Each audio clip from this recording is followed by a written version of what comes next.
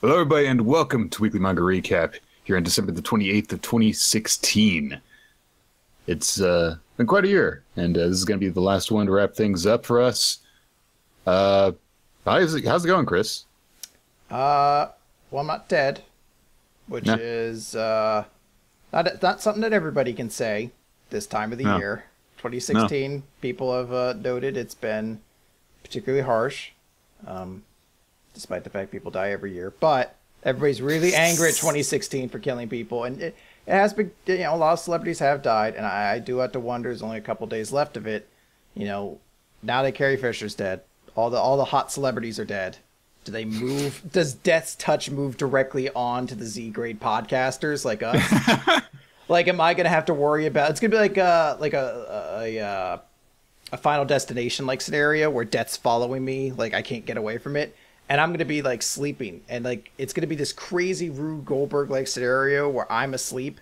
And the chain reaction will start with, like, my dog Scotia in another room farting. And it'll somehow end with a bulldozer coming through my room and crushing me. And you're just going to be like, shit, I guess it is coming for us, dude. It was Carrie Fisher, then fucking Chris. I'm like, oh, man.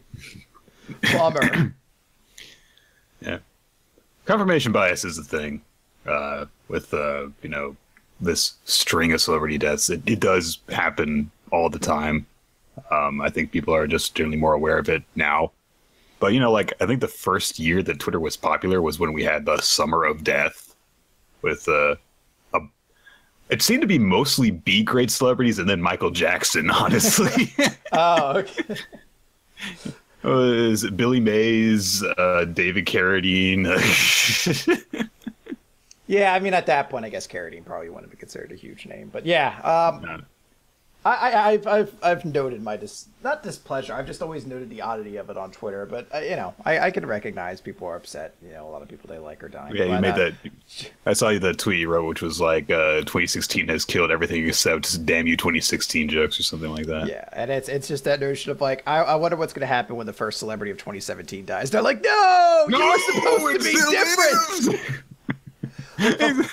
For 4 days, nobody will die, and everyone will be like, thank God. Well, nobody famous will die, and everyone will be like, well, 2017, huge improvement. And then it's going to be like, oh, Stan Lee's fucking dead. Everyone's going to be like, why? You were supposed to be different, 2017. I believed in you. The Grim Reaper comes out and is like, look, guys. Yeah. I'm not going to stop killing people. Guys, people die. Like, not for nothing. Not many of these deaths this year have been that shocking. It's not like a lot of people were murdered. It's a lot of people dying of old age or, let's be honest, some pretty hard lives. Seriously. You know how many drugs a lot of the celebrities were on that died this year? Yeah. It's like, Gene Hackman died. It's like, guys, he was like in his 80s. I mean, I love the guy, but yeah, he hadn't go sooner or later. Hadn't been movies for like 10, 20 years at that point. I mean, it's usually a sign. But to get off of that subject, we are gonna go into a pretty lighthearted series, I think, that was recommended to us a couple of weeks ago.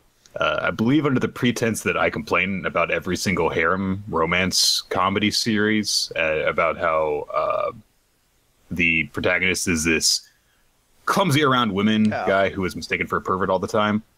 But never, his life is so terrible or something like that. And this is, I think, our second webtoon that we've done. Second Korean webtoon. Third, wasn't it? Between third. I know there's Tower of God, of course. Was It's Not Your Fault I'm Not Popular considered one? That's a Japanese webcomic. Okay. Second and a half. I don't know. Well, then wasn't there also that I don't know if it was I think it was God, I can't remember the exact Anella Tarasu or what. It was that magic series that we read a while back. It was at the end of a year. I can't remember the exact name of it, but that was another Korean series that I feel like might have been there. Regardless, we don't get many of these. Not too many. I mean, we are a manga podcast. We do take manhwa suggestions occasionally. But this one came across us, and essentially what it's about is it's a bit of a take on the, clumsy, mistaken pervert trope, except the guy actually seems to suffer negative consequences from it. And it's explained in a very simple manner, honestly. But we'll get into it. Our story follows... God, this is going to be so terrible. We've gotten so used to being able to pronounce Japanese names, and then we get these... Occasionally we get one that's like, oh, I've decided to use, Spanish names for my characters for no reason. And then, of course, every time there's a Korean series, it's like, God damn it. I feel like I don't remember their names. I feel like the first one is Sungi, and it is Sungi. And the Playboy is Sunbae. No, it's Sungi is our protagonist. Hyungnim is his tutor, so to speak. And Sina is the girl. What we start off with is Sungi is this clumsy guy who keeps on getting mistaken for a pervert by, bumping into women's breasts, accidentally falling into them in his hands, and, winding up in their crotch or whatever. And he's something of a social pariah because of this. He's taking cram school classes in order to get into a good university with a scholarship. And I actually like this detail. Either everyone in the class hates him or they're part of his fan club who just take pictures of him accidentally groping girls so that they can go and jerk off to them later. It's such a weird thing. It's like, no, well, you know what? They're like, look, if it's going to not everyone can just hate this guy.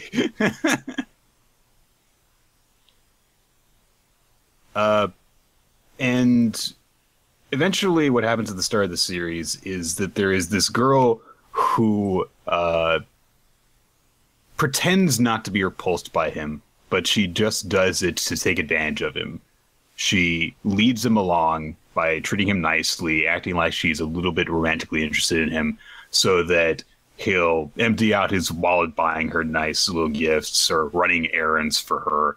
And she just treats him as a gopher. And I ain't saying she's a gold digger, but he's not the only guy that she does this to. Yeah. All men exist to be wrapped around her little finger. She's a man-eater. And eventually he encounters her at the same time that she's with one of her richer boyfriends. And he gets coldly rejected because she essentially weighs the two of them up and is like, oh, this guy's got a nice car. He buys me nice designer bags. This guy will buy me a coffee occasionally before he goes broke. You're ugly and disgusting. I can never like a pervert like you. So get out of my face. I never want to see you again. And he's rejected and he feels bad. And this entire time he's been observed by one of his classmates, Hyungnim, who is this gross looking guy. He wears like a track jacket and really uncomfortably short shorts. He wears these big square lensed glasses. He's got this, shitty little mustache. He looks gross, and he lives literally like on the roof of the school, which like Onizuka. Yeah. So Hyungnim recognizes that Sungi needs his help, and he reveals himself to be this secret playboy with all these techniques that he's trained over the course of a few years to master the art of talking to and dating women. So he's going to teach him to be a playboy. Reading the first couple of chapters of this, I was very concerned that this was going to be this was going to have a message of Sungi learning that women are all evil and that they are to be used and then discarded.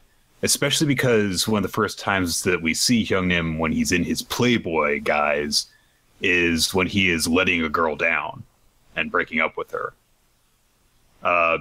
So I was worried that this was going to be a deliberate harem series about this guy who has no skills with women, eventually just, sleeping with a bunch of women and then discarding them. It's not like that at all, actually. Mm-hmm.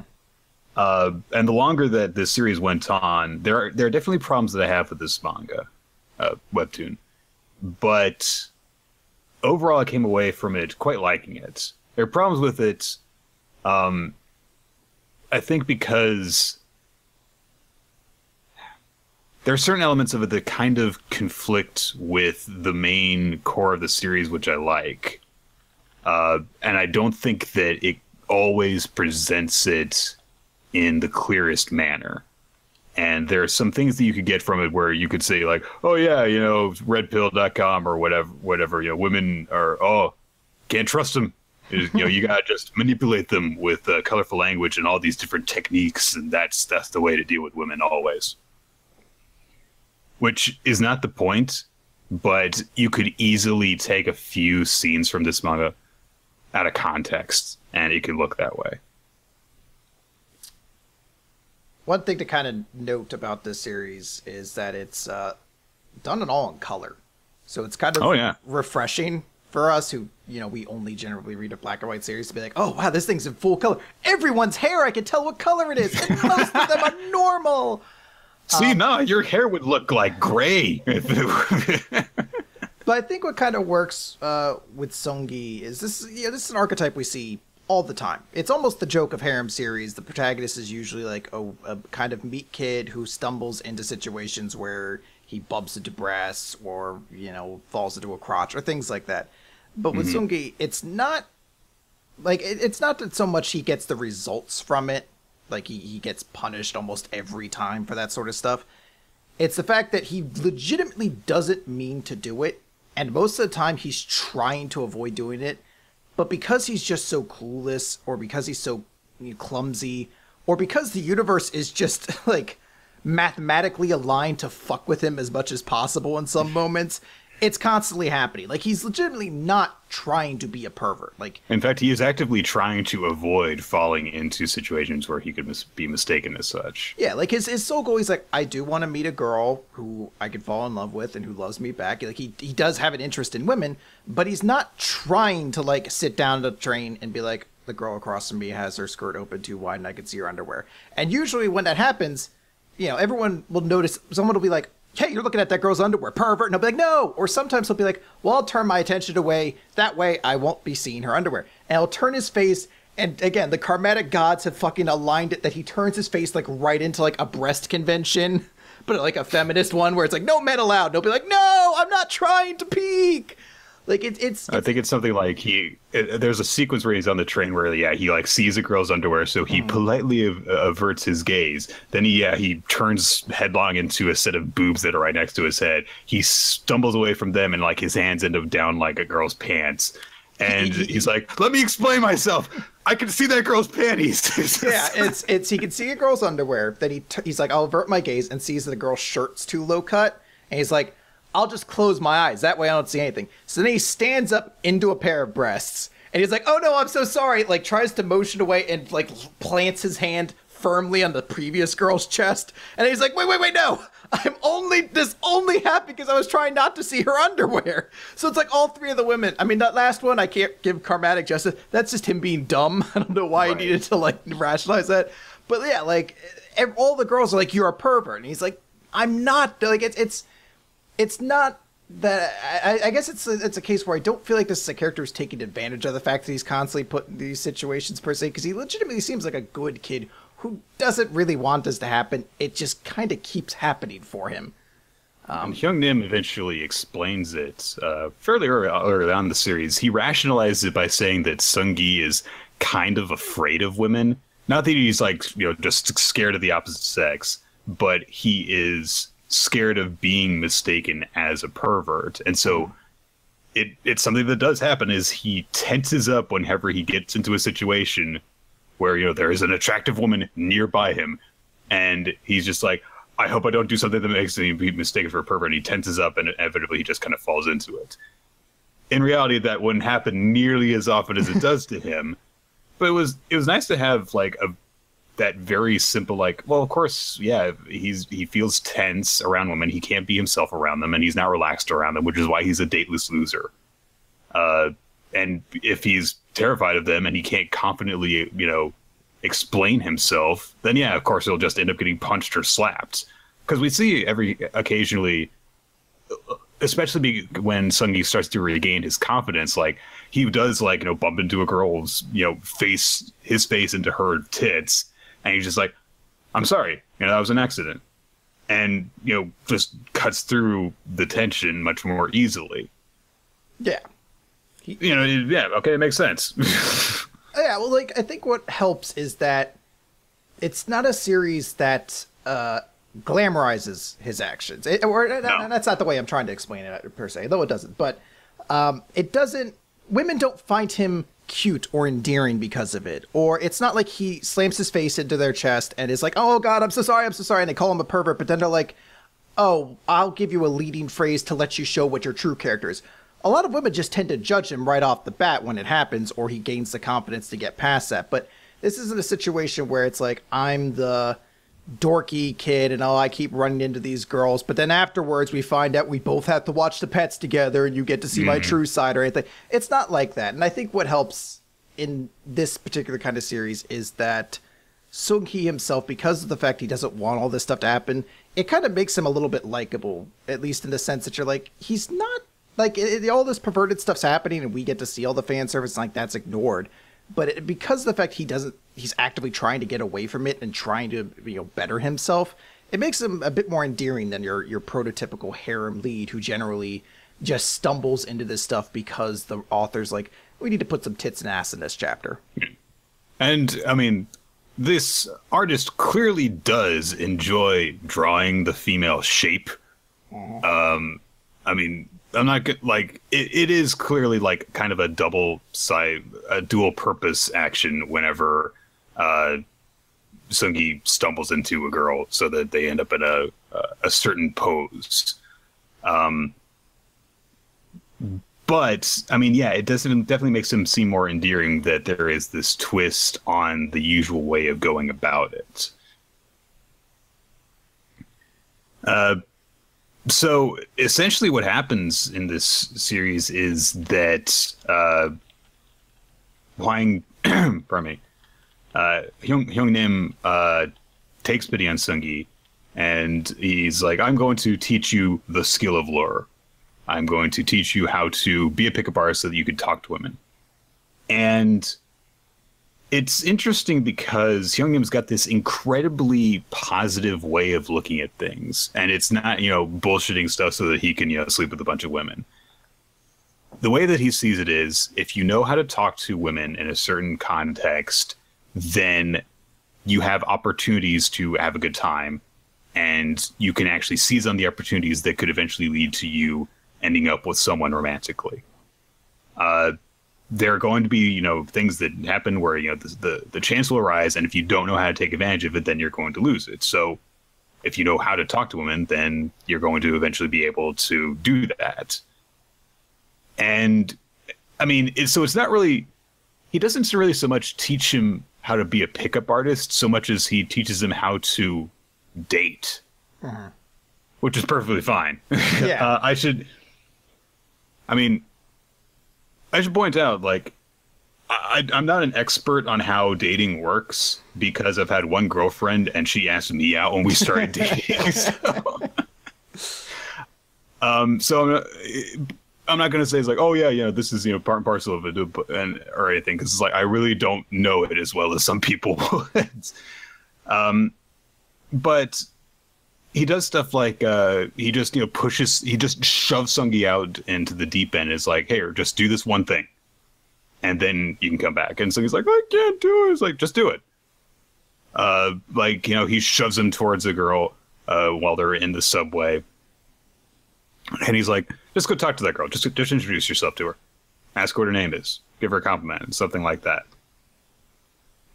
And Sung-hee, basically falls flat on his face or really timidly does stuff a bunch until he has a very mild success. And he, at one point, is made to, I think, ask for like a whole bunch of girls' phone numbers until he eventually gets one. And he eventually is complaining to him. He's like, why are you making me do this? I'm just failing over and over and over again. And Hyun-nim tells him, you're not failing. Failing is not taking the chance to talk to a girl ever. Failing is never giving yourself an opportunity. As the great Wayne Gretzky said, Nick, you miss 100% of the shots you don't take. And he gives him a bunch of encouragement, like, you did not fail. she, lost out on the chance to get to know you. Yeah. And to have a good time, even if, you don't end up marrying each other, you don't end up going on a date or anything like that. Hey, if, you're able to talk to a girl, then that means that you have the chance to have a, even so much as a pleasant conversation. And he demonstrates this a couple of times, like, I'm just going to go talk to this girl, and then we're going to, joke around a bit, and we're going to make each other smile. There's value in all of that, and in making other people feel better like that. And it's so refreshing to see a character who's like that, who takes that approach, which is it's not so much as, oh yeah, every single girl that you talk to, or every single member of the sex that you're interested in that you talk to, you've got to see them as a potential romantic partner. Well, no, but you should be able to just talk to people. Yeah. Because, hey, I mean, God, that's why we're humanity. So. Wait, we're not computer programs? I mean, we could be. Most people who listen to us have never met us in person, so as far as they know, we could be very advanced AI. Yeah. I see. I've been watching Westworld a lot recently, so I'm of the mind. I'm like, am I an AI? Am I a host? I stare at things and I wait for myself to say, "Doesn't look like anything to me," and I'm like, "Oh God!" What is that? You're just looking at nothing. Yeah, I'm like going crazy. Yeah, I think it's a relatively short series actually, and not it's about 35, 40 chapters long. Yeah, and the chapters themselves are not particularly long, so the content of which to discuss is a little bit more limited without going into a ton of specifics. But I did just... Well, I should point out that, I mean, that's the premise of the series. It very quickly becomes more of a straightforward romantic comedy. Focused on one relationship. I was honestly expecting that Sungi would actually end up going on a few dates, like a few failed dates. No, he pretty quickly things narrow down to him and the female lead, Sina, and how their relationship progresses through the rest of it. Yeah, and I actually think as a comedy, it's not the most hysterical sort of series I've read, but this is one of the few series that I think were intending to make me laugh actually accomplished it more often than not. It's not the same style of humor as Keijo, where butts are flying everywhere, but there is actual humor that comes about in mostly just how eccentric Sungi is, by himself or when situations are forced upon him. Because it's weird. He's not the most charismatic guy, but when he's alone, he's like, "Oh, I'm super cool. I can't wait for these things to happen." He's super has a big personality. But I do find it kind of funny, the relationship between him and his Hitch, whatever his name is. I thought it was Sunbae for the longest time. Apparently, it's not. Hyungnim. Yeah, they honestly this series does relationships really well. We only see a couple of them. There's only a few, so many important characters, but Sina and Sungi have a really cute relationship that progresses, and the friendship between Sungi and Hyungnim is honestly really nice. There is something that happens fairly late on in the series.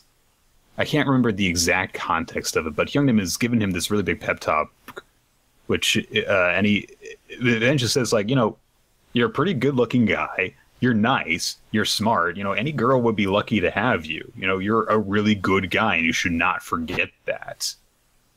It's not important to know all of the techniques for picking up women. What's important is just being who you are, and eventually someone is going to see that.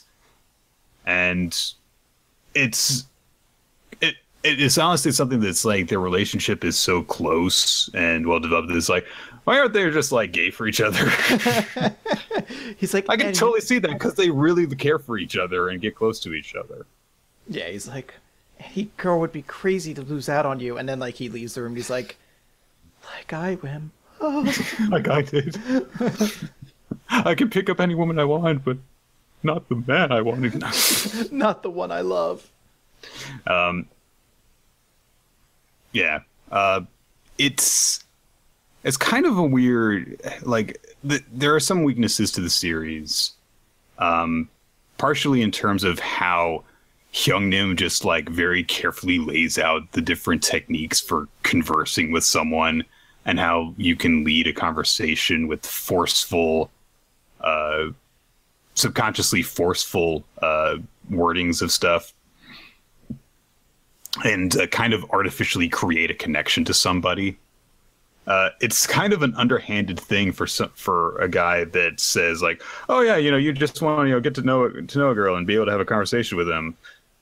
He explains it as being like, you need to be able to talk with somebody in a way that you can control the pace so that you're comfortable with it. But it's still kind of weird. It's a little creepy at times, honestly. And there is an antagonist that is introduced in the series. His name escapes me at the moment. Who uses the skill of lore for evil purposes. Essentially the way that I expected the entire series to go. Just, using it like picking up women like a jerk. He literally like kind of just picks up women just to do it. He sets like a daily goal for himself to just collect phone numbers as he goes through life. It's weird. So, in trying to find the names of these characters for this, I searched skill of lore, and there's no like standard Wikipedia for it. There's like a Wikia for it, but I was looking for just a regular Wikia. But I found a link to Reddit, but it didn't show me the subreddit for it. It just mentioned skill of lore. It's like, oh, okay, let's see. Someone's talking about this. Let me see. I clicked on it. I was like, oh, we're on the red pill. And there's an entire thing on that discussing. I was like, all right, let me just process all right, fair enough. It's important to take the entire series in context because, individual parts of it can be very problematic, honestly. When you look at the main relationship in the series between Sina and Seunggi, it is not based on Seunggi manipulating her into having a relationship with him. And in fact, the antagonist, Boman, goes on a date with Sina. And the chapter is kind of laid out almost like a dating sim. He's got like this mental bar of him advancing the relationship between the two of them. And by the end of it, he's like, yes, it has reached 100%. She will be madly in love with me now because that is how this works. Women are like robots that you have to program into having sex with you. They're games. But what happens is, the next day, Boman's like, oh, yeah, we should go on another date. And Sina's like, no, I think we should just stay friends. He's like, what are you talking about? Wasn't our date great? He's like, oh, yeah, it was wonderful. But honestly, I didn't feel like we actually connected. And he's like, what do you mean? Well, I got 100%. Yeah, she's like, you seemed too perfect. And this references back to this conversation that she had with Seunggi right before she went on the date, where he was actually talking in reference to her, because she is this perfect seeming girl. She does like modeling work on the side, and everyone idolizes her. She's smart and pretty and charismatic. And so she kind of is opening up a little bit to him, and she thinks like, oh yeah, why does everyone think that I'm perfect? And he's like, well, perfection, people aren't perfect.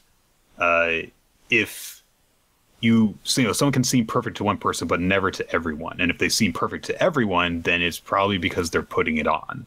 They're trying to appear perfect.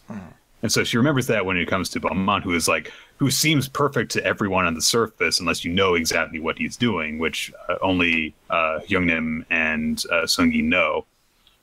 But because he seemed so artificially perfect to her, she rejected him. And this leads to him getting really pissed off because this has never happened before. How could this have happened? And he gets really pissed off. He starts threatening to get like violent with her. And Seunggi fucking punches him in the fucking face.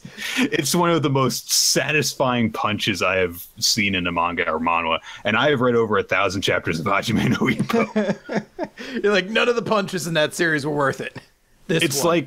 it's like the ripple from JoJo goes through his face. It's so great.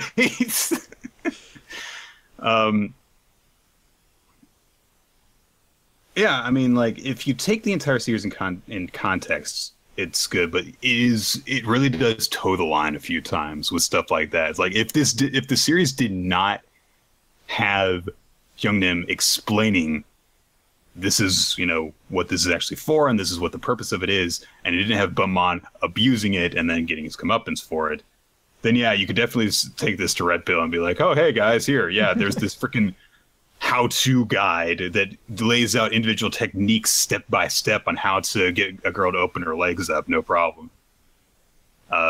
So yeah, especially with how it begins with the girl, manipulating Sung-gi and him wanting to manipulate women back. Like, really comes close if you don't read the whole thing.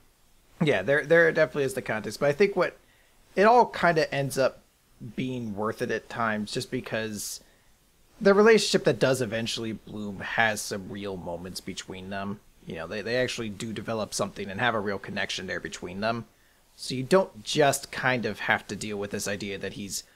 Like, if it were a series of dates where he's constantly trying to pick up women, you might find yourself, like, almost getting into a pattern. But the fact that they eventually get into a relationship and have to start kind of responding to things or dealing with the conflicts between them, that helps it as well kind of grow beyond that initial premise. It has a simple premise from the start. Guy who has no luck with girls, getting advice on how to pick them up. I mean, it's the movie Hitch, but in Japan and with kids. But essentially, yeah.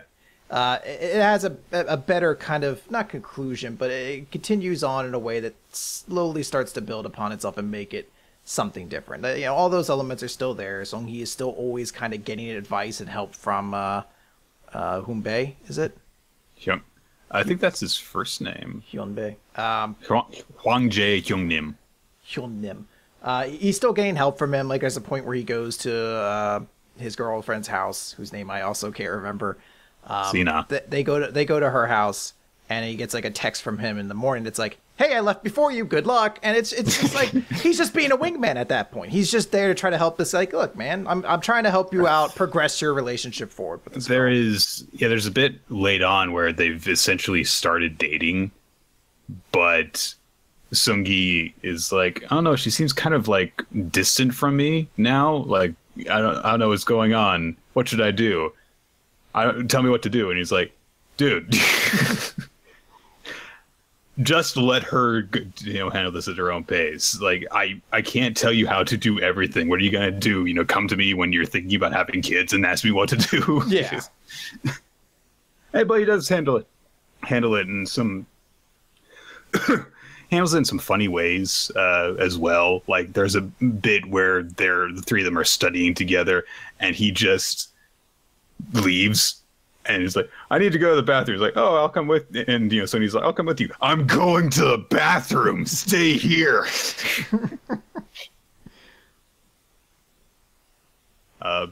Yeah. I mean, it's hard. It's honestly like it's heartwarming at points too. Mm-hmm. I really like the art in this series. Yeah. There are some bits where it is very comedic. But honestly, there are just some times where they're just having a quiet moment together. There's a 2-page spread towards the end of the series where Sina kisses Sung-gi on the cheek for the first time. She just like doesn't expect it while they're sitting together, and it's this very warm picture of them sitting together, both blushing while she does it. I really like a big part of this series. And if it weren't for those bits that said, this is problematic if you take it out of context, or even in context, it's sometimes a little creepy, I think that I would freaking love this manga. As it is, I do really like it. Yeah, I think it's funny. I definitely agree with you on the art, too. I do love the way they managed to turn him from being a dorky looking, as you mentioned it, like how almost like frumpy looking guy, but just a shift in the art style really does make you think like, oh wow, this guy actually does make sense as like a Casanova kind of guy. Like, I could see that in him. I love how they explain it, because like, Sung-gi like observes when he sees Hwang Jae for the first time in his lady killer guys. He's just like, well, I mean, he shaved and he took his glasses off and he combed his hair differently. He's still not the best looking guy, but yeah. It's a very solid series. I think again, you should be aware of some of that stuff going into it, but I really don't think it's not as problematic as some you might worry it is based on us kind of bringing it up a couple times. It's something worth considering as you're reading through it, and again, you do have to take the entire series in context while you read it, but don't worry about there coming in a situation where you're just like, holy shit, man, this is fucking Trump's America manga right here. Like, yeah, it's ultimately a series I think you're gonna have fun reading, that you could enjoy the art in, and it's a quick read. You know, that's a pretty nice thing about it too. You get a complete story with this. Mm-hmm. Yeah, quick read. I mean, I've read it in like 2 days, I think, honestly. Yeah. So, good stuff. There we go. Boosh. All right. With that done, we are going to head into our recap portion of Weekly Manga Recap. And we're going to start with My Hero Academia. Oh, pardon me. First of all, we had the results of the popularity poll come in. I like a bunch of the notes at the beginning of it before they give the top 10 stuff. There are a number of characters where we see how their place changed, whether they rose or lowered. Also notes about how Pikachu and Mega Man somehow got votes. I like the explanation for it too. He's like, I guess Smash Brothers. Smash Brothers? I'm like, that shit came out years ago. Why are they still getting votes? Also, President Mike got a really big boost for some reason. Like, what did he do? I mean, he was involved in that one battle that I guess Jiro was in, and she got a big boost. But I don't. Yeah, that's otherwise. I'm kind of clueless. You know, there's little notes here like frickin' Sero got rose up a fair amount, I guess, because of his role in the test. Mineta dropped a bit because I guess he was being more and more of a pervert. Everyone's like, I hate this guy. He's weird.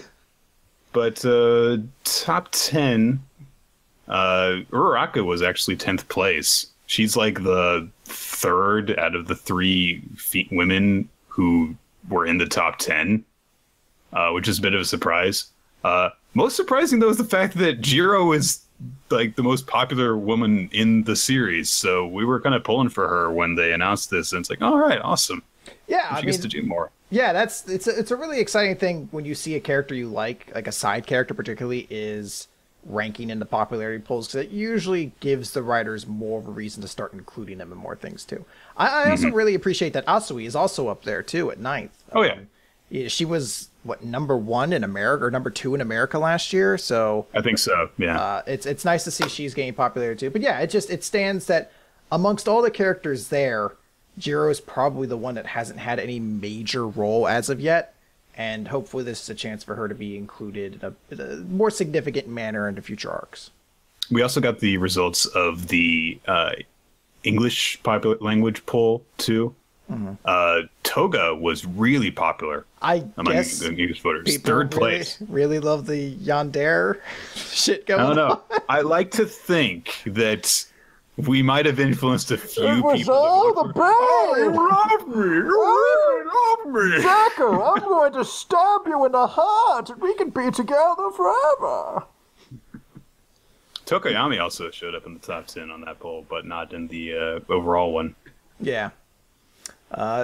Asui made it on there too, so nice for her. Mm-hmm. She dropped a little bit, but still good to be on there. And 1 and 2 for both were Bakugo and Midoriya. So, yep.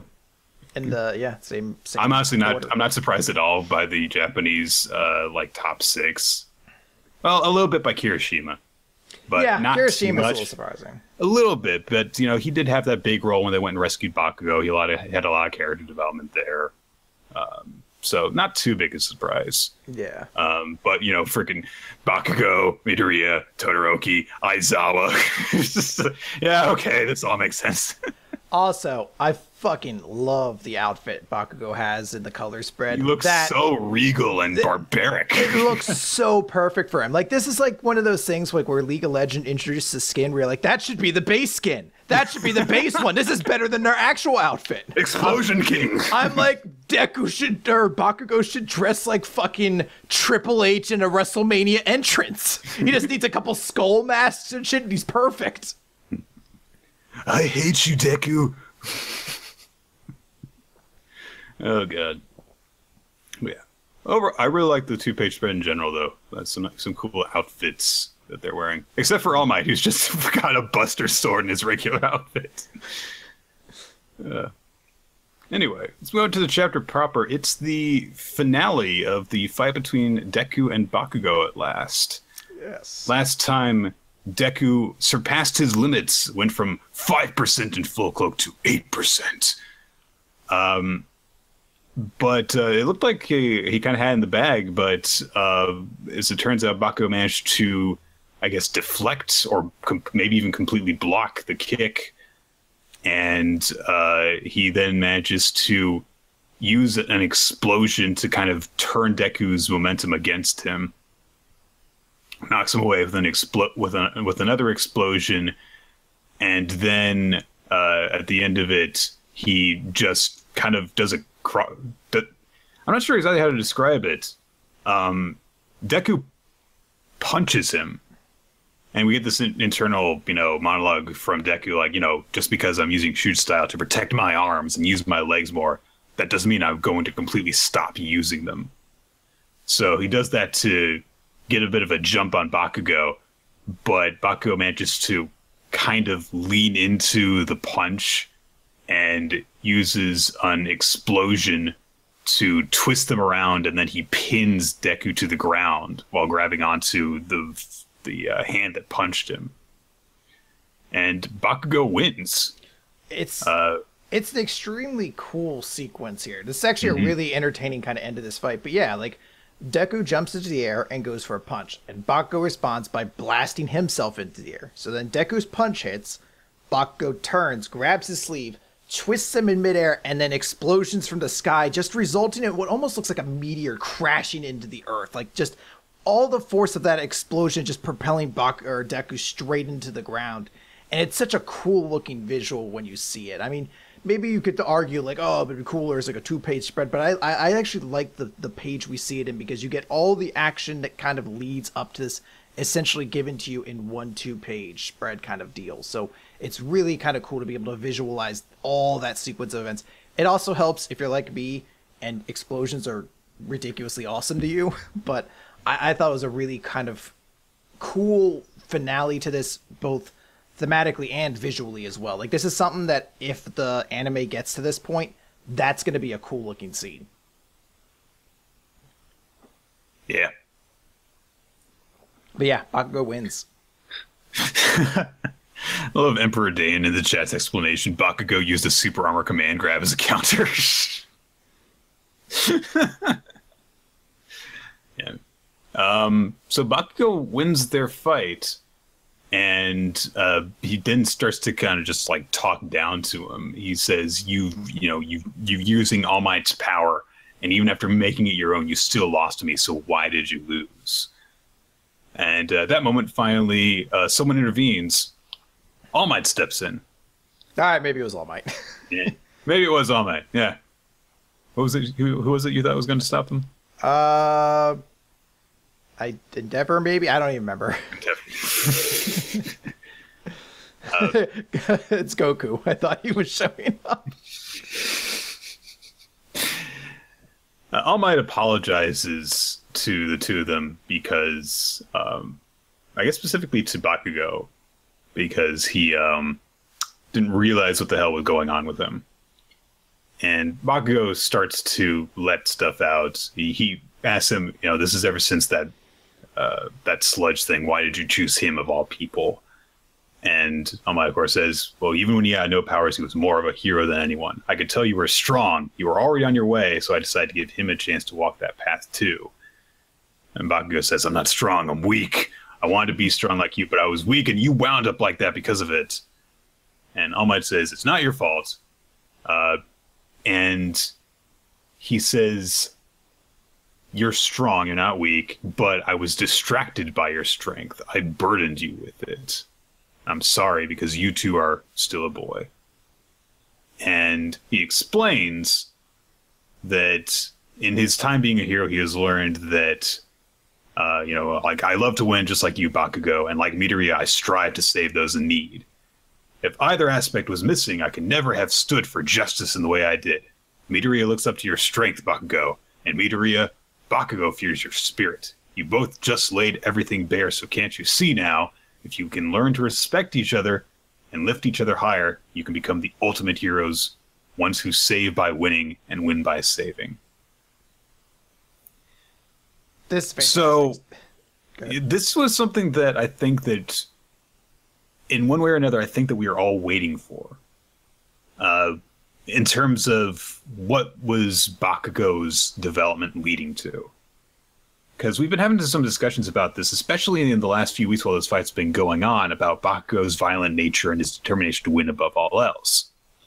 And essentially what All Might says here is that, Deku is the selfless embodiment of heroics, but wanting to rescue someone and not having the strength to do so, it doesn't really work. And also having the strength to do so without the heart of doing what's right, that's also not the right way. You need both together.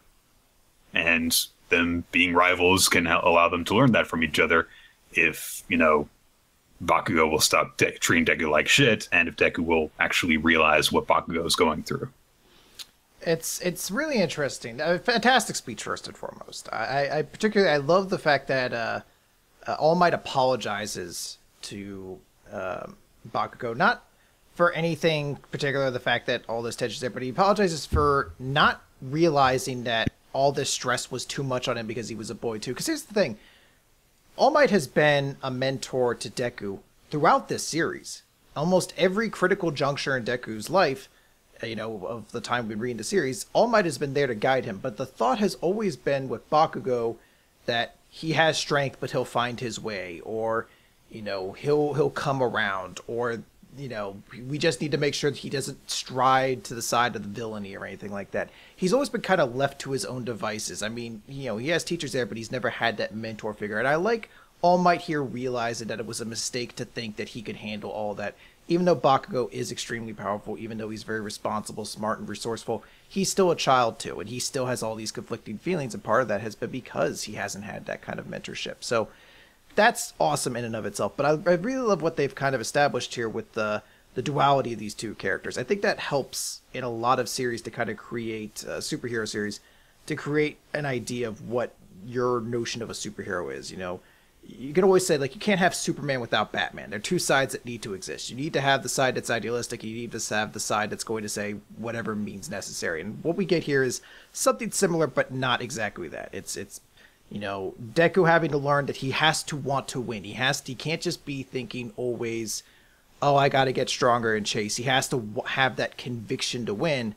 And at the same time, Bakugo has to realize that being strong doesn't only just mean winning. It means going above and beyond and finding a way to be stronger to accomplish goals and things of that nature. So I like that they're showing that these guys are two sides of the opposite coin, but together they kind of embody what would make an amazing hero.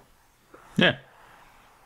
I mean, that's something that, honestly, I'm kind of surprised wasn't alluded to more up to this point. And I think it actually makes it a little bit more satisfying to have it, to know it's like, okay, yeah, this is what you were going for. Because for a long time, it sort of seemed as though Deku was being sort of presented as the ideal personality for a hero. And Bakugo was the flawed one. But this take on that, I think, is a lot more satisfying, because Bakugo's got to be, one of the protagonists if he's going to end up being a hero. He can't just be Deku's rival if they are striving towards the same goal. So each of them having something that the other lacks and having to indirectly teach each other, I think, really helps this. Yeah, I mean, this is the kind of stuff that good rivalries are created off of. And now that it's kind of established firmly and completely that Bakugo isn't really going to be a villain, it's not like he's going to be the anti-hero who drifts into that side. They're kind of establishing him as like the side character. He's not going to be like Vegeta, where it's like, I have to turn you back to the light, or things like that. They're like, he just needs to learn. We're going to get Majin Bakugo later on. He just needs to learn that there's more to strength than just what he thinks there is right now, and he needs to learn from those people around him. I really like the way they kind of explained what each other envies and despises about one another at the same time. Like, I really like how they've, I mean, in a way, you could almost say it's a little thick the way they've laid it on, but I really like that they gave us kind of everything you need to digest to realize why these two characters are separate from one another, but why they need one another as well. Like, this fight, not just in this chapter, but the entire, conflict between these two characters, and even going further back, it's kind of all built to this moment where you're like, oh, like this is what Bakugo's future is. Like, this is what we're going to be getting for these two characters. Like, these two are almost in a way maybe going to become like dual protagonists. I imagine Deku's still going to be the lead character in all this, but this kind of builds you into the idea of like, oh, okay, like these two relationship is going to be a major theme of the entire series, and I really like what we got out of this. This seems to be a uniquely written kind of relationship. And to cap everything off, Bakugo kind of drops down and puts his elbows on his knees and slumps his head down in his arms. Just, doesn't let either of them see his face for pretty much the rest of the chapter. And he, again, reiterates to Deku's like, you got put on the fast track by the strongest guy here and you still lost. And Deku this time replies, I'll get stronger enough to beat you. And Bakugo then goes on to ask, who knows about this deal between the two of you?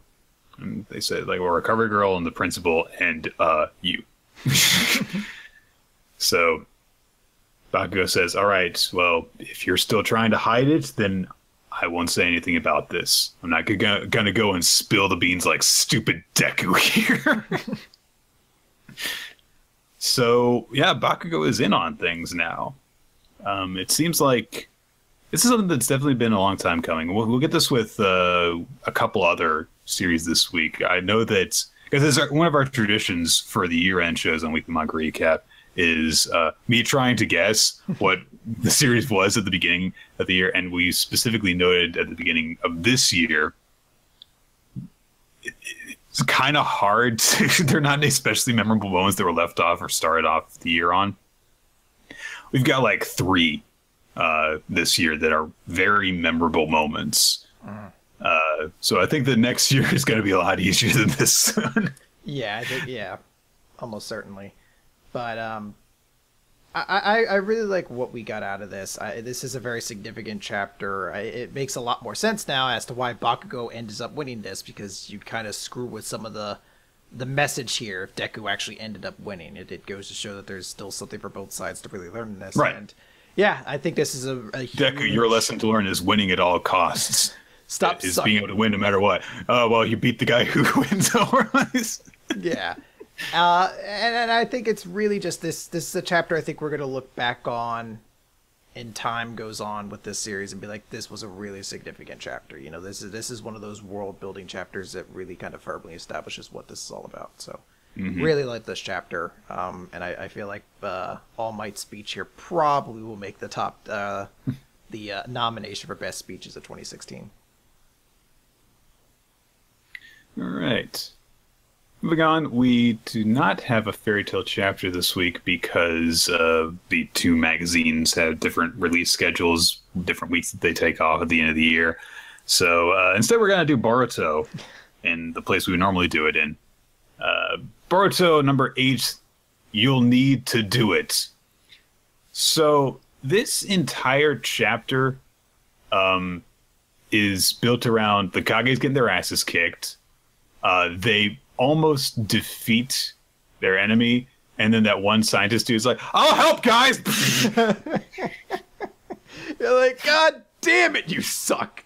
He absorbs the jutsu again. Like, Sasuke and Naruto do this ridiculous Kyuubi in Susanoo armor combo in order to beat him down. It's so lame, yet at the same time stupidly awesome. Like they form the Mega Dragon Zord, essentially. Almost literally. Like, you're seeing the fucking 9-tailed fox walk around in Susanoo armor, like, swinging a katana around, and you're like, I'm fucking watching Power Rangers at this point. You're like, whatever, alright, cool. And then Glasses Dork is like, I've got a technique to shoot at that guy who's completely weakened now. He absorbs it, kicks their asses again. He actually absorbed shadow binding jutsu too. So they're kind of fucked. They can't move. But Boruto was not captured by the technique, so he remembers what Sasuke told him, which was, just in case, if the 5 Kage and I manage to defeat him, it's great. But if we can't, if we're taken down or if we're in trouble, then you'll need to do it, Boruto. There is something only you can do. If it's this lame-ass fucking Rasengan that he did a while back, I'm going to be like, this dude had to be like, I had to fight against fucking Nine Tails in Susanoo armor, and one fucking Rasengan from nowhere took me out. I'd be like, bullshit. You are so weak, you're barely worth noticing. So you'll have the chance to. Honestly, there was there was a chapter of God, what was that goddamn series called?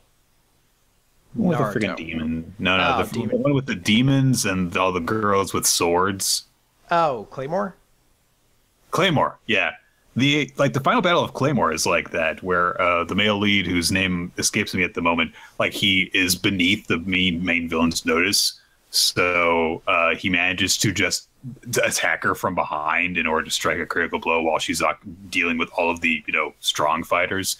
It's essentially like that. I want. I think that this is going to go down. It's like, your freaking jutsu are so weak and pathetic that the guy will be like, no, that's not worth absorbing. And then it'll explode in his face and be like, oh, I should have absorbed that shitty technique. It's a very simple chapter. Yeah. It's pretty simple. I'm hearing some people very say actiony. This wasn't in the, I want to say the anime, the movie.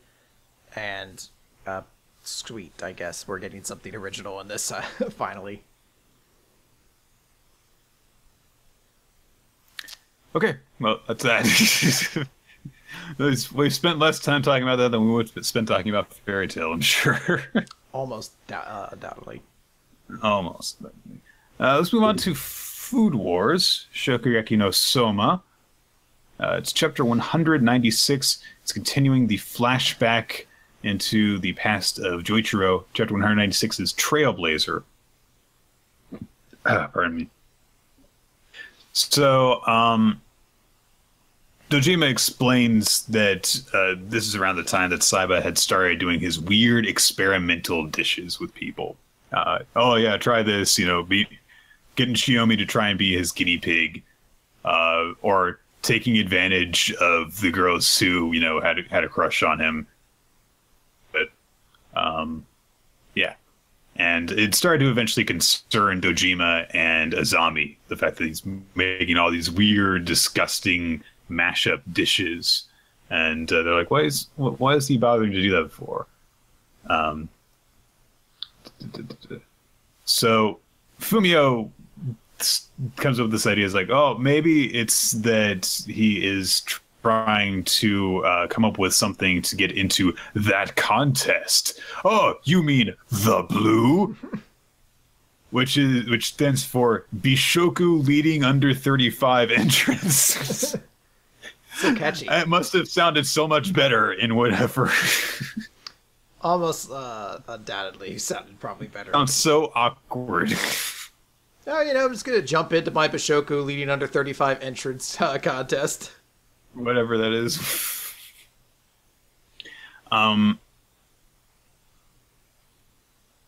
More contests happened between Joichiro and the other two. He kept on kicking their asses. And Dojima was kind of wondering, it's like, what is up with this guy? Because he seems normal a whole lot of the time. His skills are very polished. So, yeah, what is he doing all this weird stuff for? And all of a sudden, after Saiba into the blue, he was challenged by this weird guy with a weird haircut and weirder lips, who essentially said, how come you get to be on it? I will challenge you, blah, blah, blah, blah, blah. Put your blue entry on the line against me. And so I was like, well, you know what we could do instead? What, you've got all those people backing you up, because he's surrounded by like 30 people who are backing him up. So let's do a regiment de cuisine. And he's like, yeah, okay, fine. Well, go get your little dorm friends then. So I was like, no, I'm going to take all of you on myself. And so, yeah, it's Saiba versus 50 chefs. And he, was picking them off one by one, beating them down. And then she was just like, hey, come on, take me on 10 at a time. And just being completely ruthless, destroying them. And eventually, the ringleader was up and he was like, no, we want to forfeit. No excuses. Fight me with food. It's so weird when it's a cooking contest, when he's like, because this is essentially the moment where the martial arts master is beating up, 10 people at a time, just picking up one guy and swinging them into the others. He's so dominant, but it's food. He's like, it's too boring taking on one at a time. I'll take you on 10 at a time. And my thought process is like, well, that doesn't change anything. I mean, it's still 10 people's food being graded against your dish. If anything, this is an advantage to you because it means you don't have to cook 10 separate dishes anymore. Shit, he saw through my scheme. Fuck, I was really running out of ideas for recipes. There's only so many things I can make out of salmon. Surprisingly, it seems like it's versatile, but salmon mac and cheese, salmon steak, I'm done out of that. After that, I was done. Oh, God. So, we get a flashback within a flashback at this moment to when he won a cooking competition prior to this. And he offered congratulations, or he tried to shake one of the other competitors' hands, like, oh, it was an honor going up against you. We should do this again. And the guy was like, no, I knew I didn't stand a chance from the beginning. So why bother? There's no point trying. Attitude, you asshole. So in the present, Saiba grabs the ringleader and he says, you've never given a second thought to how hard it is to be a pioneer, yet you'll insinuate I've got it easy. Must be nice. If that half-assed determination is all you've ever had, then I don't want to hear another word about honest, hard-working students. If you're not even going to bother to put it on a plate, just quit, or I'll bury you for good. So or I'll destroy you, basically. Yeah. So this was his heel turn, basically. Yeah. Give me some proper competition or whatever. Yeah. He just came into the ring, and Apollo Creed was fucking hot dogging it for 35 minutes, living in America, and now he just fucking killed him. And now it's up to Rocky, who in this scenario is Kaiba from Yu-Gi-Oh. Kaiba? To show up and take him down. I don't know anything about cooking. I prefer to play card games. But I hate you so much, America. And thus, he helps America. Japanese. He helps America win the Cold War. Bandicoo's like, I knew you had it in you all the time, Kaiba. Come on, buddy. Oh, man.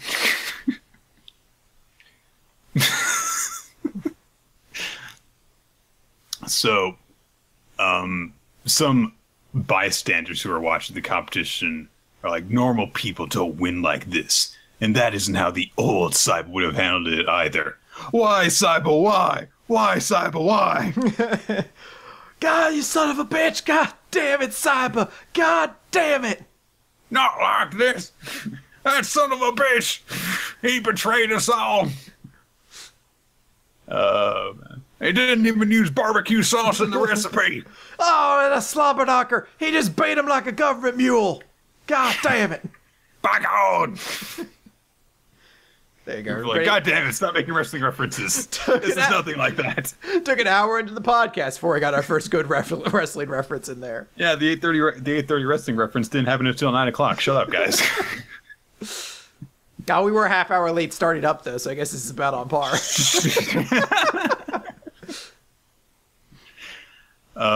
So Dojima, in his narration says, that was the first time I ever saw Joichiro cook without smiling. But he looks over and sees a zombie going, it's amazing. So this is where we start to see the two diverge. is apparently it seems as though Joichiro was taking this approach to things, and he eventually probably realized he shouldn't have, and his was like, no, that was fucking awesome. Very much a Kylo Ren, Darth Vader kind of thing. Yeah. Honestly. Except Cyber didn't, die before. Anyway. He had always been given adulation, called many things, a true genius, a pioneer, a revolutionary, a creator of fine taste. But that day, Joichiro earned a new nickname. Shura, the Demon. There's a really cool 2-page spread of Joichiro essentially standing over the fallen corpses of his victims with this very intense look in his eyes. This is where the Shokugeki no Soma's at its best, when it's like, cooking! It's weird because like they try to make it like this dramatic like spread, and it is cool, but the one thing that catches my eye is like the fact that his little hair wrap, like his little that's how you know he's evil, is that his hair is unkempt when he took the hair tie out. But you still see it like floating in his hand, like it's like an instrument of death or something. Like it almost like it'd be like a subtle knife or something like that. You're just like, wait, that's just your hair tie, your scrunchie essentially. Haircuts are very important for determining villainous and heroic allegiances, Chris. That's why Sheamus grew a mohawk, and that's why Neville shaved the sides of his head. Nick, we already got to the 9 o'clock wrestling reference. We're good. We didn't have an episode last week. I have no limit this week. That is true. You could be all over the place. I also think that it's kind of weird that, he's drawn that way while he's wearing, his student's chef outfit, which is not the most imposing piece of attire one could be wearing. Yeah, no, not particularly. That's it for Food Wars, so... Yeah, cool little moments, honestly. I'm looking forward to what's coming out of this, honestly. I don't know. Flashbacks where it's like, really compelling, but then there's some where it's like, okay, that's interesting, and I get this, but I want to see just how it ends and then get to the main story again. And this is a little bit closer, I think, to the latter than the former for me. Yeah, I'm not crazy pumped about this stuff yet, but that's mostly just because I have had very little interest or intrigue towards Joe Chihiro as a character. I'm all for it, but at this point, he's just not a character I'm all that invested in. So we shall see. All right. So we're out of jump starts now, with all of the different series that ended this year. I'm sure that we'll be getting a fair share of them every few weeks or so, or every couple of months, I guess. But none this week. So we're just going to head straight into the Promised Neverland. Last time, Crone revealed that she had overheard the children talking about their escape plans. And so now she is confronting them and has offered them an alliance, which is the chapter title, Alliance. Cover page is really cool. Very sinister-looking crone pinning butterflies to a display case. So she makes that offer, and Emma is immediately like, what the fuck is she on? And Norman instead thinks, okay, yeah, I got you. So he's like, yeah, we'll hear you out. And what results from all of this is Crone laying things out like, oh, yes, I want to become the mom of this house. And you children want to go free. And if you go free, then I can, make Isabella look bad. She'll lose her mom position. I'll get to take her place. And that will be my way to gain freedom, because we're all prisoners of the system, even the sisters and moms. And this is the best way to go about things, is for me to become a mom. And she actually reveals some very important information, which is that girls who fulfill certain conditions and live until 12 years old are presented with 2 paths when they are about to be shipped. One, to continue and die, become a mom. This is some choice. Yeah, well, this is interesting because this is stuff that we've had. I don't know. We've never actually directly had this, but it's something a lot of people have been talking about for a while. Like, we've never had any confirmation before that the mom position was solely for women. Like, there was never anything saying there are no dads out there. We just didn't see any until this point. But this is her saying, confirming what everyone's noticed, like, hey, we've never seen adult males here, and that's because the option to become a mom, as people have suggested, is something that happens when someone reaches the age in a facility, they're given the opportunity to become one, but also that it's not offered to men as well, it's only given to moms, or to women, right. So they're only moms. Dawn would be a great mom. Yeah. I think Phil will be an amazing mom. But yeah, it's interesting because this is some detail we've not necessarily known before, but have been speculating about for a while. So Gilda asks, like, what are the conditions, by the way, for this? And she says you have to have a grade above a certain number, and you also must have the mom's recommendation. With those two requirements, you can survive without escaping if you're a girl, but I don't recommend that path. They'll make it so you'll never be able to leave. And she undoes her blouse a bit and reveals that she's got this scar in her chest. Another chip is implanted, a chip in her heart, which if an adult steps 1 foot outside of the farm, an electrical current will be sent through this, her heart will stop. At the same time, if another reason makes her heart stop, it acts as a transmitter that notifies the higher-ups, which is another important piece of information, because that means that they can't kill Crone and Mom in order to escape. So Crone gives this very big sob story. She's like, I only can live in the farms, and that's why I want to live the best possible way. As a mom, even if it's fake, live like a human. Playing house as a mother, surrounded by a warm family, cute children, and their adorable love for me. But she can't, of course, can't do that with Isabella on the way, so she proposes, if you escape, that would be beneficial to me, and then we'll get rid of Isabella. We have the same enemy, so we should cooperate together. And Norman's like, she's full of shit. Yeah. Because of course she is. Yeah. I mean, it's... when, 90% of the chapters that she's been in the past, 3 months have been her, around a corner being just, creepily staring on things and smiling. And you're like, yeah, I'm guessing as a reader, I'm not supposed to think she's on the up and up. So Norman surmises that the reason why Mom isn't turning them in is because she actually has no evidence. So whatever, what she can, and also she is not trusted more by the demons than Mom. So her only choice is to get close to us, get close and obtain evidence. And then, yeah, and of course inside her head, Crone's thinking is like, yes, I'll get close enough to obtain evidence. I'll ship the annoying brats out along with Isabella for her failure, and then I'll become the Mom. So that's it. And she even knows that Norman probably knows that's what she's up to. So it's nice. It's a really interesting dynamic where it's like both sides know that they're lying to and using the other. So it's a very different setup for this. Just like we know that we know that you're fucking with us. We know you know that we know. Oh god. But yeah, Norman knows, okay, so she's going to... Yeah. She is doing this basically just so that she can gain our trust, so that then she can get close enough so that she can gather evidence so that she can kill us. And she failed to do that with Gilda by having her try and turn against us, so she's just approaching us as a group instead. And even if she can't get the evidence, if she lets us escape, she can then get rid of Mom still. So, yeah, and... It's like they're having a conversation, even though they're just having their own internal monologues with each other. Oh. They know that, each of them knows how suspicious Crone is and how obvious they are to the other.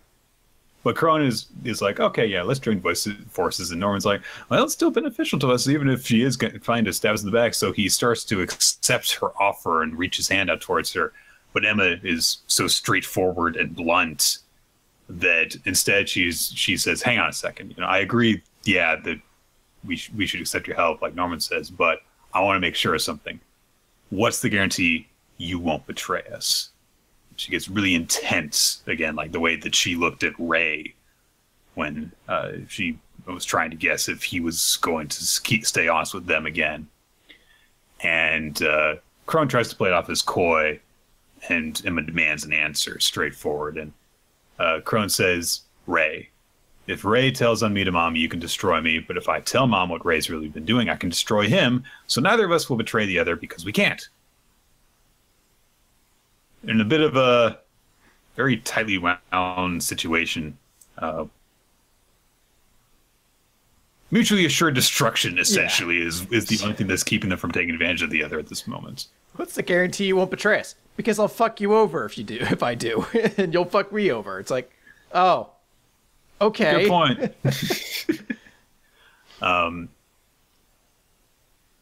Dawn asks if Crone was raised on the farm, and she says, yeah, the same Gracefield house, but not here on Plant 3. So this, yeah. This is like in the last episode of fucking Westworld, where they find out there's another park, and it's just like, oh, Samurai World. I mean, it's something that was suspected even within the series, but to have the absolute confirmation this is not the only farm in the world is nice world building. Yeah, I mean, you kind of almost have to expect it, but yeah, there's a lot of stuff within this chapter that's kind of confirmed that a lot of us already sort of expected, but it's good to get that confirmation because it keeps everybody on the same page.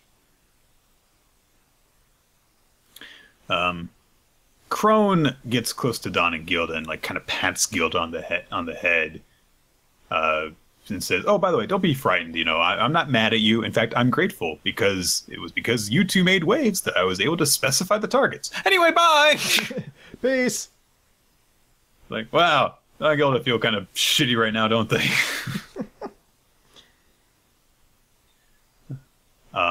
Norman tries to reassure everyone's like, this is actually good for us. You know, that we can use her, we can take advantage of her. But Emma catches on to something that Crone says, which was she said that she wanted to live in the best way possible. She was one of us, but she thinks that continuing to watch children get killed is the best way to live. That's a way for humans to live. Wants to be a mom. She really doesn't think anything of the lives of us children. So, yeah. I really like that little bit. It's really nice to see, especially the contrast between Emma and the two boys, because they keep pointing out, it's like, oh yeah, she's really smart, but she really thinks more with her heart than her head a lot. Norman's like, oh yeah, she's a great tool, and Ray's like, oh yeah, we can take advantage of this, and it was like, that fucking bitch. I'll murder her face.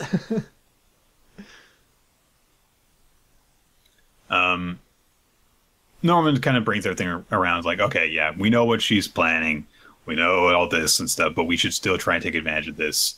As long as we don't give her evidence, she'll have no choice but to let us escape, because she doesn't have authority and trust over Mom. The only thing that she can help right now is if she gets evidence from us. So let us escape if we can kind of manipulate this relationship the right way. So let's just try and focus on playing it like that. Yeah. So Emma and Norman that night go to Crone's room in order to get some more information about the world. And that's where the chapter ends. This is an interesting chapter. I think, honestly, what has me most intrigued out of all this is not actually the information we got, but the information that we don't have that this then implies. Because this is, even though it's complete horseshit, this is Crone explaining why she wants to overthrow the current mom, why she wants to take over. And she tries to, she gives her whole reason, like, oh, it's the best life I can make out of the situation I'm in, and I do it for the kids. And, all the kids at this point, at least Emma and Ray, or Norman rather, they're like, well, that's horseshit. I know that's horseshit. And we as readers were like, yeah, probably horseshit. But what this kind of puts into your mind is like, well, I know that's bullshit, but what's Mom's actual goal and everything? Like, what does Mom want? Is she just, I'm going to keep my position, I want to live as comfortably as possible? Or is there another motive? Because Mom seemed, and has seemed, very shrewd and tactical in everything she does. And it almost makes you wonder if she doesn't have some plan in work, some overall goal. Like, especially as you find out here that the moms are all bombed and strapped like everybody else, like all the kids are. So it's it's a situation where the moms themselves are kind of prisoners in the same way. They're just the wardens of the prison, but they're subject to the same rules. So I know there are people who have had theories, some saying that maybe mom's actually trying to help the kids escape or things like that. And that, I think this actually helps to lend maybe more credence to that notion of maybe mom's actually an ally or things like that, because we've seen what someone who's trying to impose the idea of being an ally to these kids would be like with Crone right here. Now I'm starting to think, like, I wonder what would actually happen. I wonder what's really going on. It just makes me think and question what mom's motives in all of this are, because obviously we're learning some details now, and we don't have enough details to figure out, like, I wonder what her stake in all this is. I'll have more to say about deception when we get to our talk about One Piece. Okay. That is fair enough. Yeah. Let's talk about Black Clover. This is another really straightforward chapter. I don't think we're going to talk about this one too much longer than we're going to talk about Boruto, honestly. Page 91. The fight going on between fucking everybody is still going on, of course. Explosive enthusiasm. Mars has just decided to side with Fenzil, his own teacher, against the Diamond Kingdom. What's his face? The absorption guy is just like, oh, this is great. This means that I can kill you now because you're a traitor. Sweet. He goes on this long rant about how he gets to kill him, he gets to kill his teacher. The assassin girl tries to kill him, and he's like, you're a little wussy magic, can't cause anything, whatever. Absorbs all the magic that they're throwing at him. Fenzil's like, by the way, Mars, why did you sign with us? I thought your memories were erased. Like, thank you for that exposition. He just says, the details can wait. Okay. He then explains that there are certain things that can defeat their opponent. Feed him magic until it overwhelms his capacity and shorts him out, like with spirit magic or the Witch Queen's power. The other is anti-magic. And Fenzil's like, okay, we should lead him over to Asta. Okay. So they do that. Asta is still fighting with Fauna with her salamander magic. She shoots a huge fireball at them. Fenzil gets Asta's attention and is like, hey, deflect it this way. And so he does. And he shoots this giant fireball and it goes and boom. And that's it. There. I forgot most of this chapter, to be completely honest. It's reading through it again. Not an incredibly. Reading through it again, I guess the only thing to really, truly take from this is like, well, I kind of hope this is it for most of this. I mean, I guess there's still technically, not, what's her name? Svenra? What? Fauna. Fada. I guess she's still out there. We haven't completely resolved that yet. But I'm kind of the hope of like, let's finish this stuff up, because I'm at the point now where it's just like I'm not really sure what's going. I'm just kind of following the motions right now, and yeah. It was just actually I'll mention, this was just recently announced that Black Clover is getting an anime, and I know a lot of series nowadays, like Jump series, they'll get animes, and a lot of them they don't last an incredibly long amount of time. I think the anime industry as we kind of know it doesn't exist the same way it used to. We're not going to get 90 seasons of most series. World Trigger ended after only a few. I think it's up. Toriko didn't get a full run. Bleach didn't finish its run. Like, it doesn't happen all the time.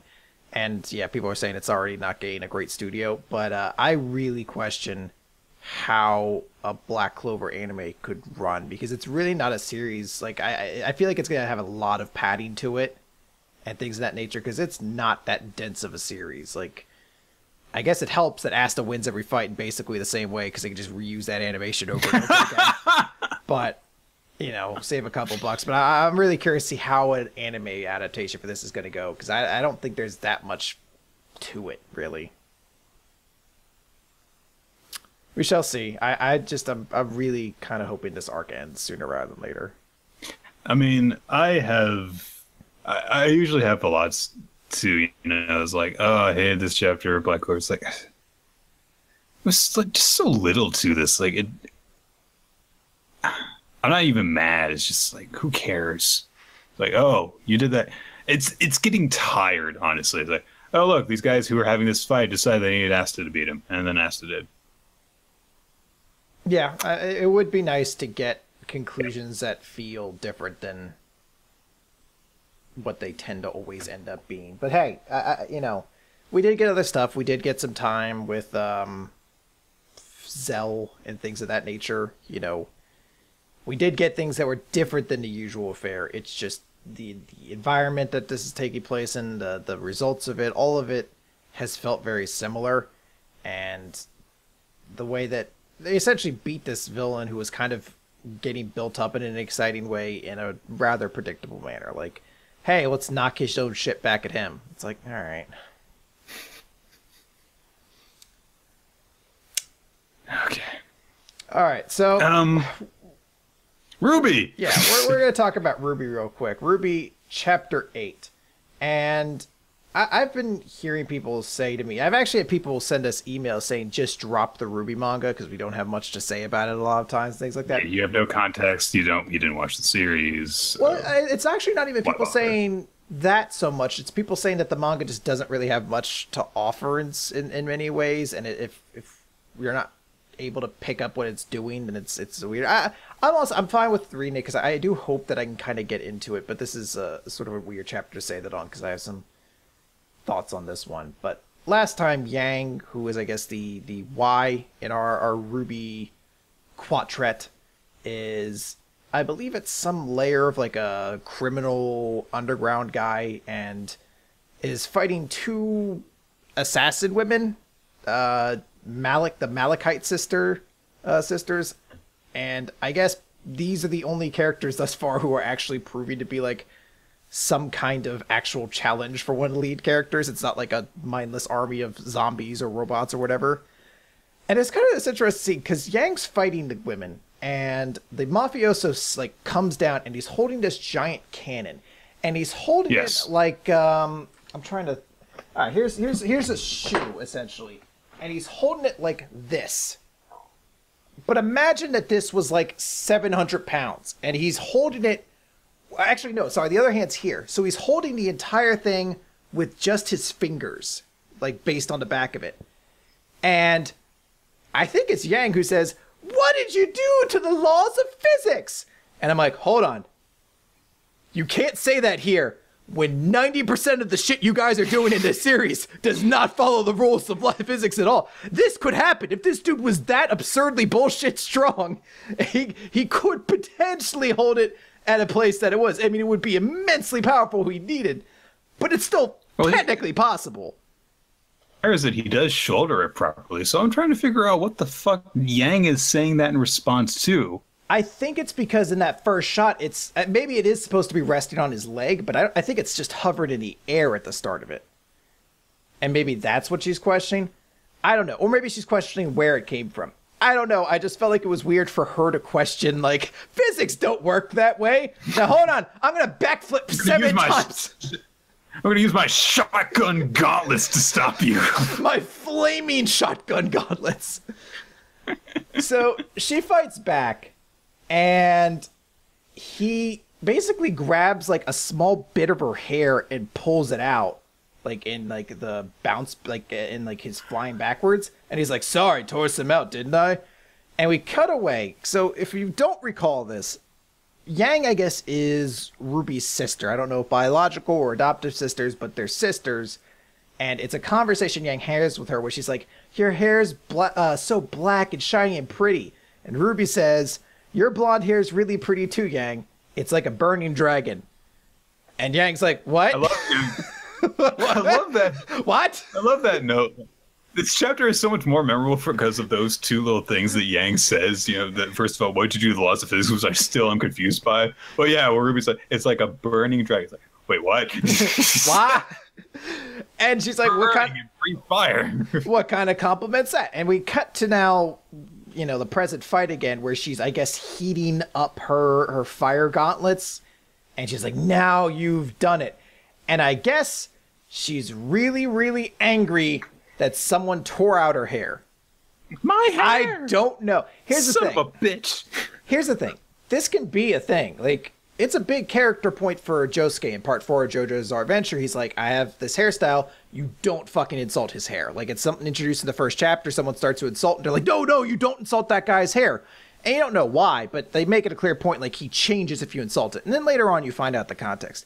Here, we're, I guess, getting the context is, like, her sister liked her hair and made a comment about it, so she's really but I can't tell, like, is it doesn't seem like it's that meaningful of a comment to have this much, like, for that to be her berserk button, essentially. Like, it seems really arbitrary in this. Like, I'd be fine if it was like, my sister loved my hair and it's the last thing she loved before she fucking died or something like that. But suppose, like, my sister really loved her hair and I'm going to go have lunch with her after this. Then I'm like, why do you care then? What's the point?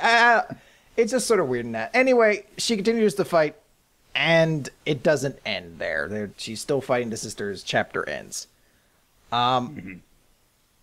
I've kind of been letting RWBY sit and dwell on me for things here, and I understand that this is a series that is a manga adaptation of another series, that this is a prequel to that series, that this is also a retelling of vignettes from that series, and that watching the series is probably very different. But just from reading this, I'm definitely starting to pick up on the writing style of RWBY, and I'm not particularly fond of it. It's, you know, obviously the people who are writing this are very inspired by anime, manga, and video games. You could tell that all over the place. But this particular execution, I don't know if we're just not being given enough details or information. I just don't get it. Like, I don't get what Yang's character's really supposed to be or what's going on. You know, when it came to, like, Weiss, you know, I got what her character was about. I got all of her details. I could see what they were going for. With Yang, I'm just like, she's a spunky, punch-you-in-the-face character who is really possessive about her hair, I guess, and she's fighting thugs in a... Like, I just don't get what's going on here, and nothing seems to really be helping to that goal. So... Well, you know, you could, I guess, use the excuse of, oh, there's these... It's a retelling of stuff, you know. Mm-hmm. But Boruto, from what we've been told, is... a retelling of the Boruto film. But that series, we've gotten a pretty firm grasp of what the hell is going on. Like, we know what the central conflict is. We've gotten to know the important characters in it. Things to say about Boruto's shitty personality, especially to begin with. But we knew what the hell was going on with him. With RWBY, it's just like, I have no idea what the hell is going on with any of these characters. And it's been going on for 2 months now. They're short chapters, but... And they end off at weird parts, too. Like, they end off on moments where you're like, that's the end? Like, nothing happened. This chapter ends up on 2 characters blocking one another. That's it. I mean, I guess if you want to just say, like, oh, yeah, you know, this is for RWBY fans who want to, you know, I guess have this retellings or, you know, just kind of... It's bonus content, and you can only enjoy it if you're a fan. But honestly, like, it's weird that it's running in Jump with this presentation. It really feels like it was a chance to, because, you know, like with us, it's a chance for it to introduce itself to people who aren't familiar with the series. When you then, never mind. No, I get what you mean. Like, this is a chance for us to be introduced to it, and you kind of wonder, like, what's the point of this if it's not appealing? Like, if I understand a lot of people love RWBY. I watched a little bit of it, and I was like, it's not for me. But I looked at the manga as a chance to be like, well, let me explore more than just what I saw in my initial viewing of it. Is the only reason this manga is really popular and successful is because people who already watch and enjoy RWBY, like, read and enjoyed this manga? Because I feel like that's the only way you can like this. Like, I get that these are all vignettes. I know people are explaining this to me over and over and over, and I grasp that what's going on. Like, these are tellings of the vignettes that are mostly, like, dialogueless or things like that have stuff added on. But as it is, as you said, we're 2 months into this, and I can't tell you much of what's going on. Where's the prequel in this? What's happening? Why are these chapters ending in such weird places? Like, I can appreciate that there's art and like a style to this that indicates, compelling action, things like that. And maybe ultimately you should never bother reading this and just watch the series if you're actually interested in seeing it. But as it's being presented to us, what is happening? What is this manga telling us? Who are these characters? Apparently these are based on like teaser trailers for the series proper, in which case, what kind of bullshit, awful teaser trailers were these? But yeah, I mean, well, that's also the sense that you could watch something that was 2 minutes long. You got to, I mean, I'm going to fucking make enemies here, but fuck it. The trailers, I watched all of them. And the thing that they were meant to get you excited about is like, holy shit, look at her way of fighting. Because that was all they did. They were just fight trailers. They didn't really give you much more than that. It's not like they were like, holy shit, you're going to see this character and all their complexities. It was like, that chick punches people with a shotgun gauntlet. Cool, bro. And that was it. And that's fine. But, like, that's what those were. So, when you get it here, and you're not actually watching the animation, you're just seeing it in the still images, you can't even kind of get that either. So you're just like, what's happening? What's going on? Like, we were explained at the start of the series. I should go on a rant about Homestuck and how awful it is, so that I draw some of the heat off of you. I'm not shitting completely on RWBY. If people like RWBY, that's perfectly fine. Again, I only watched a little bit of it, but I watched the teasers. I watched the vignettes originally, and that's what they were. And this manga doesn't carry most of that over because it can't show us the animation, which was, quite honestly, ultimately the biggest reason I think people wanted to watch RWBY. I feel like if it didn't have that crazy action that was so signature to Monty Oum's style, people wouldn't have cared, because it's not as though it was a world that was all that original. It's not as though these are characters that are all that original. It's all that stuff. All the rest of the stuff around this is, as I said, it's written by people who are highly inspired by manga and anime and video games. And that's all great, but when the main appeal of this can't be portrayed in this medium and you're looking for something else, there's just not really there.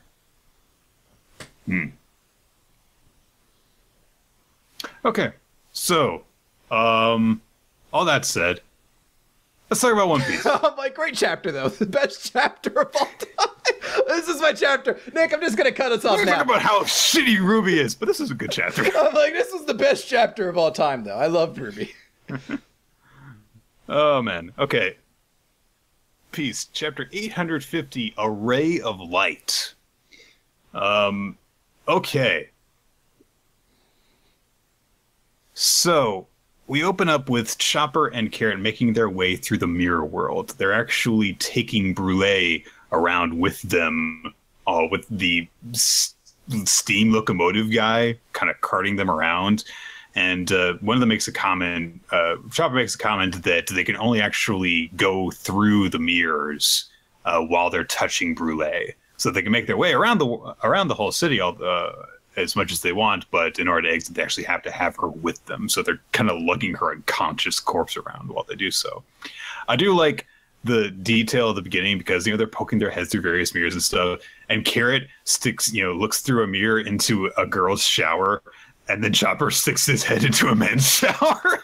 Oh, it's not even just a man's shower. It's this dude with this enormous face, butt chin, hairy all over, and he has a much more exaggerated expression. I love that payoff of, like, you could have gone for the easy fan service joke, but it's paid off in a better joke afterwards. Yes, exactly. I also like how nonplussed Carrot's reaction is when she looks at the girl's shower, but Chopper's like horrified when he looks. She's like, not here. Chopper's like, what the fuck are you? We cut to Sanji's guest room where he has finished making a little bento box for Pudding.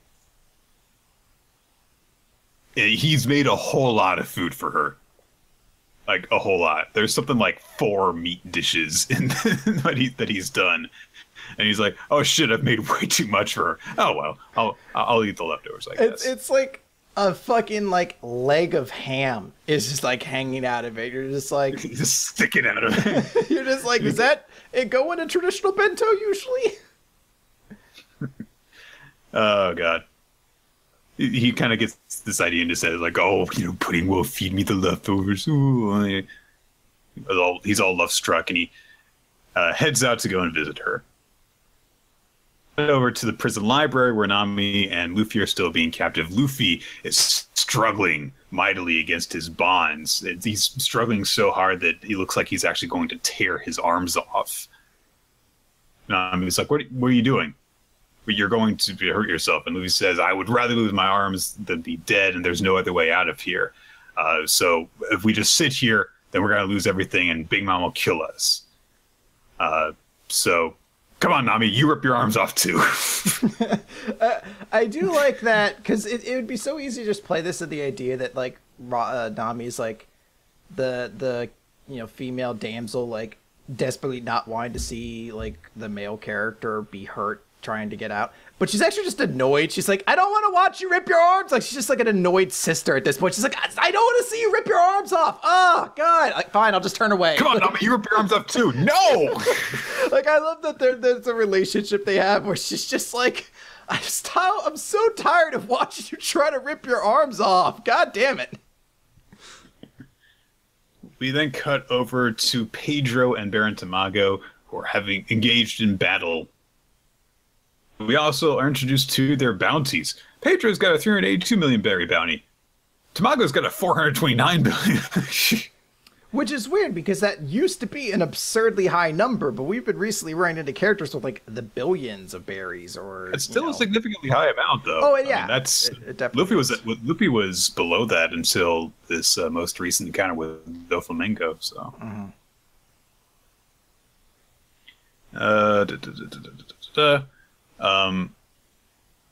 Backstory and exposition to their time together.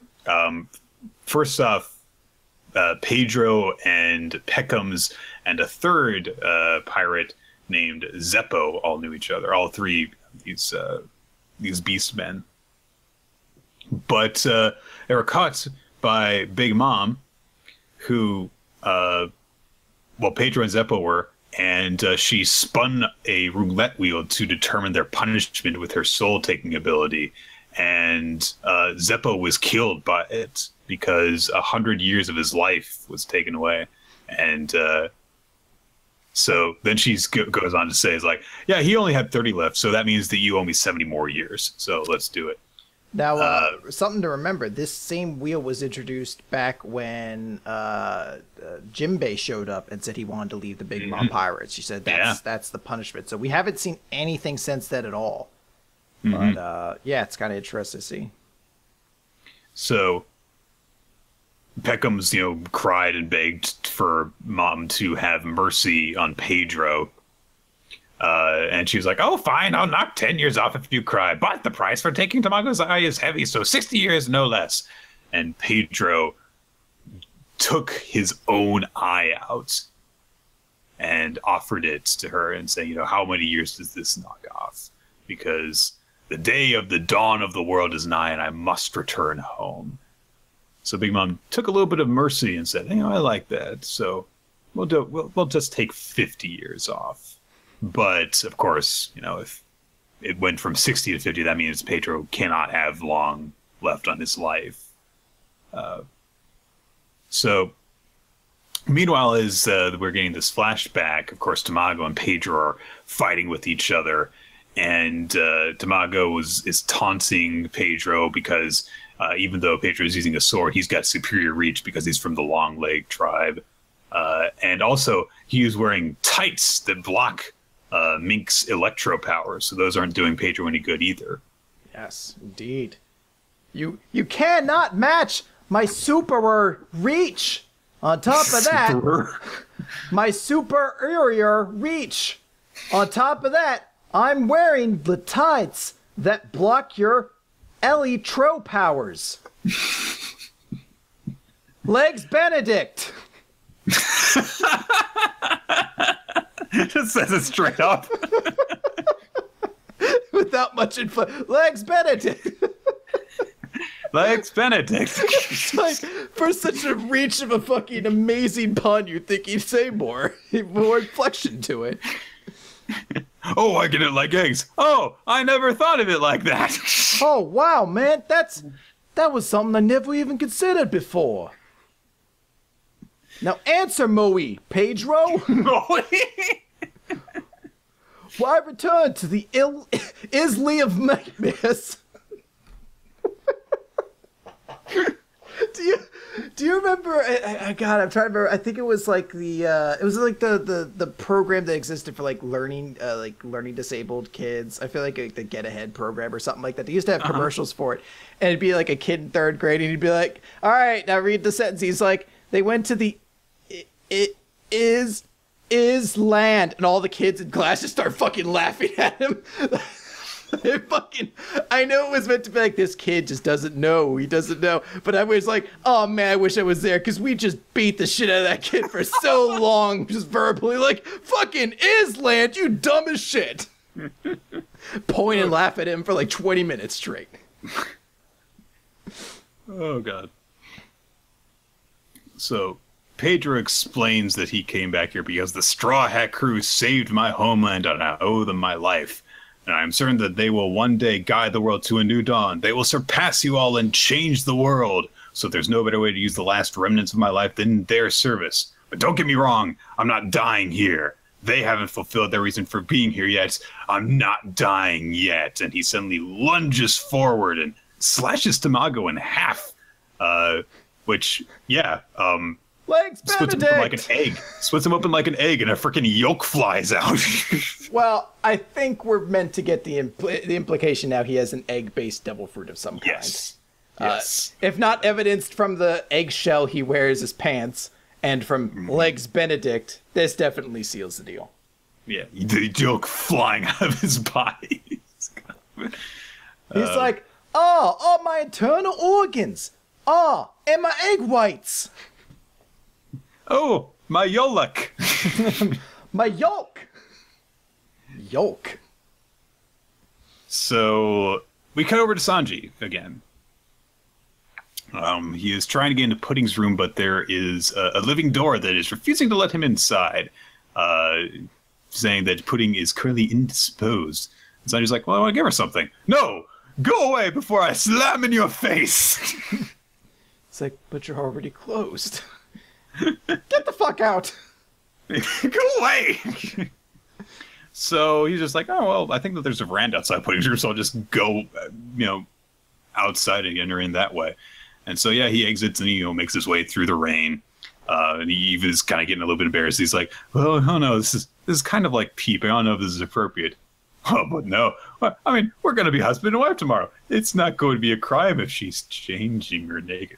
Oh, God, Sanji. You're still gross. He hears Pudding laughing inside of her room when he gets to her window. And then he's like, oh, wait, she's talking to someone. Wait, that's Reiju. What's Reiju doing in there? And why is she with... And then Pudding... Chris was right. Chris... Oh, my God. And then Chris was right. You put down your Stone Cold Lock of the Century of the Week on this, and oh my god. Okay, so Pudding reveals that she is a Triclops. She's got a third eye, and she is laughing over the possibility that she would ever want to marry that stupid thug Sanji. And Sanji, of course, is shocked when he hears this. And she, Pudding is gloating in Reiju's face, saying, I'm Mama's favorite, especially when it comes to my acting. Doing all those favors and bowing and scraping got so annoying. Still, it's so easy to fool men when Mama asked me to. Those Straw Hats never stood a chance. Only my family knows what I'm really like. You all bought it. It was me, Sanji. It was me all along, Sanji. I'll destroy my company. Me! And the every last one of you bought it. Oh. Even your family, even your immediate family bought it. Oh, God. We get a flashback to when Pudding was whispering to Luffy and Nami. And just as I suggested, yeah, she was just saying, like, oh, yeah, I'm going to have you guys be killed. And then walked off, fake crying while laughing in their faces. And that's why Luffy got pissed off and wanted to escape. I'm glad we had that chapter because it gave me a little bit of time to brace for this. It was a weird turn of events because the last chapter I was like, all right, someone bring Baron Tamago over so I can crack open this egg and just get it all over my face. Because clearly I was the big idiot who read way too much into a scene and wasn't paying enough attention.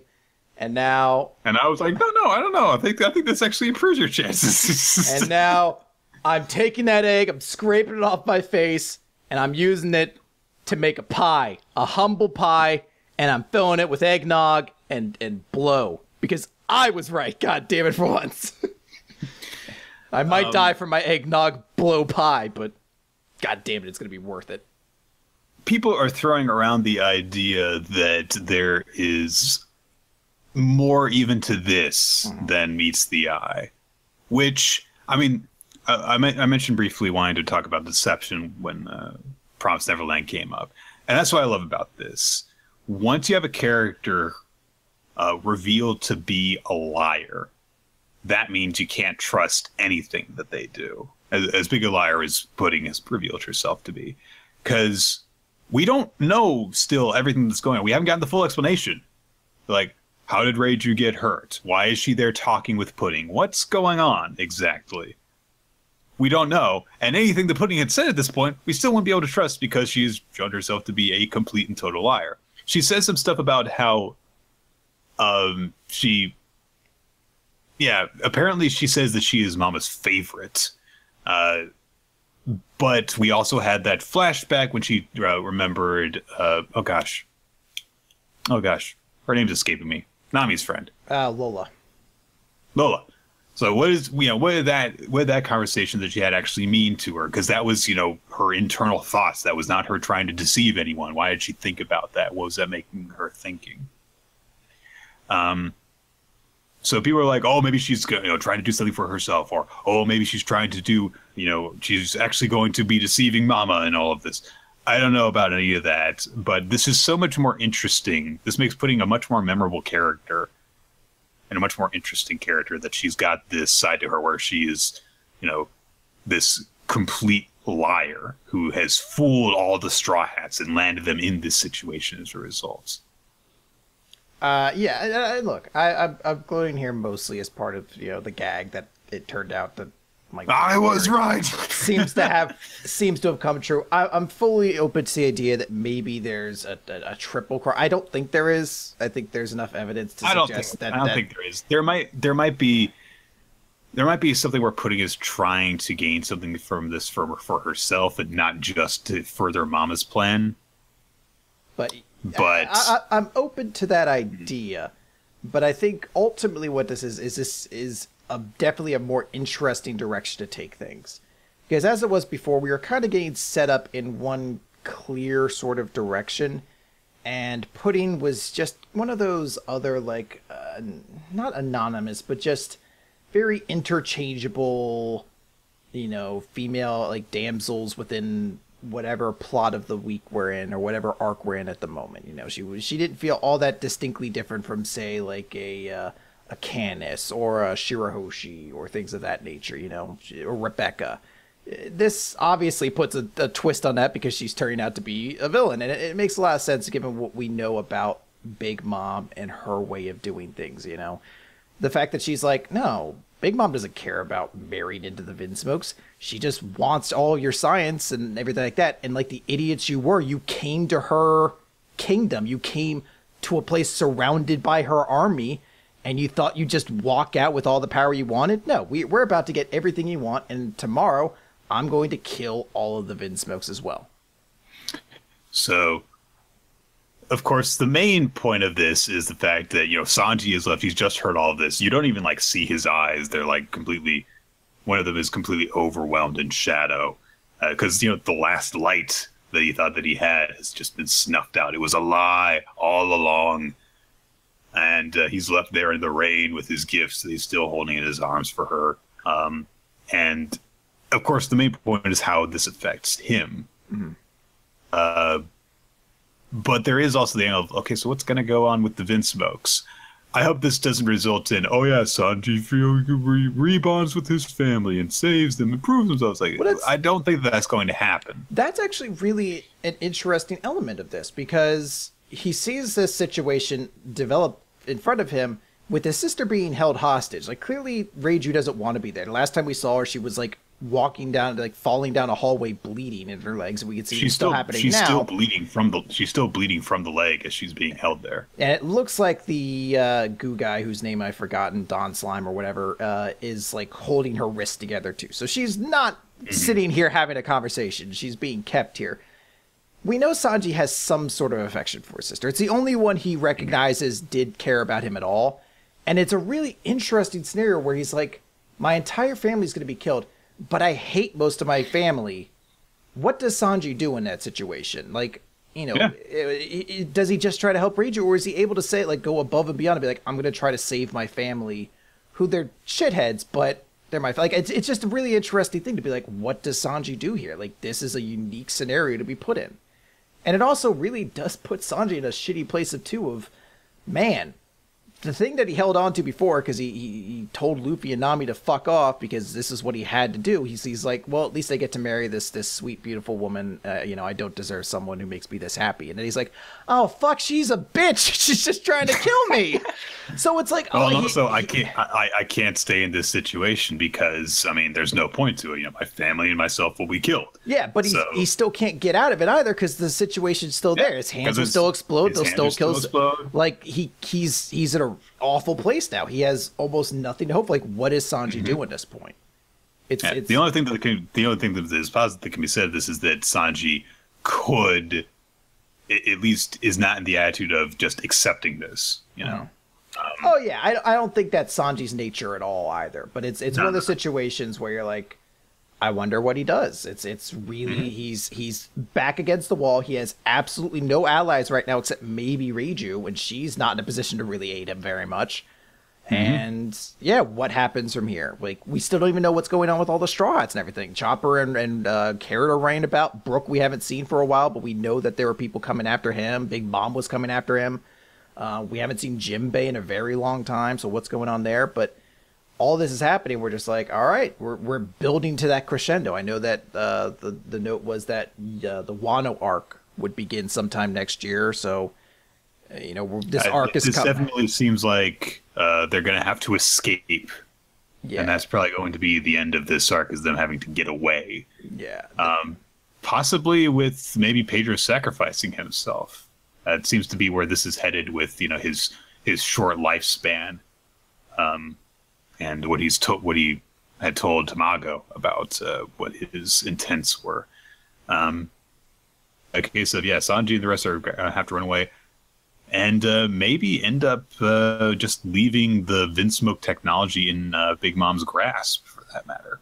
It does. It seems like with all the build that Big Mom's group has gotten, like how almost every member of her family seems to be a significant character, and you know how there's the three generals and we still haven't even really met one of them yet.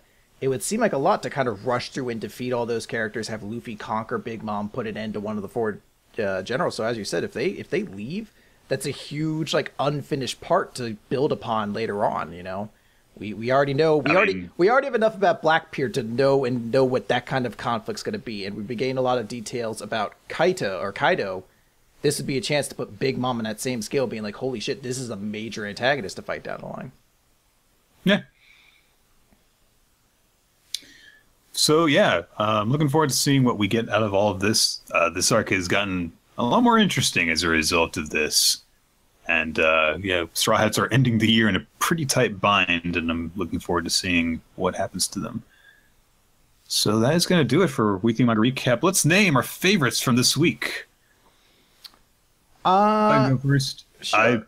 I went with One Piece, and I went with Pudding. Okay. Perfectly understandable. My MVP, or my chapter of the week is My Hero Academia. I love this chapter of One Piece. I think it's fantastic, but this chapter of My Hero Academia, I feel like, is going to be a chapter that goes down in like the history of that series as one of the biggest and most vital chapters of it. So really love that one, and I'm going to go to that. My character of the week, I feel like I should give it to Pudding. but there's a part of me that can't help but give it to Baron Tamago because I fucking love Legs Benedict. I can't stress enough how when he shouted out Legs Benedict, I cracked up fucking in like the room I was reading it in. Legs Benedict. That shit is amazing. Legs Benedict. Oh my god, that shit's fantastic. And One Piece won the popularity poll in the chat room, although My Hero Academia and Promised Neverland both got a lot of votes. All three of those really took up the lion's share. So, yeah, it's that. So, we're going to wrap things up here. Guys, thank you so much for listening in to Weekly Manga Recap. We tend to record the show on hitbox.tv/Rolity and also on twitch.tv/Rolity. You can follow us on Twitter to stay updated on when we record the show, which is usually Wednesdays at 7 p.m. Eastern Standard Time. But in case we need to change things up, stay updated by following us at Rolity, at Roller of Time, and the podcast itself at WMR Podcast. You can also check out our past episodes on Weekly Manga Recap.podbean.com and subscribe to us on iTunes and YouTube. If you want to give a little bit of help to the show, you can leave a like, leave a comment, leave a rating. And that really help us out, especially in beating the woodworkers.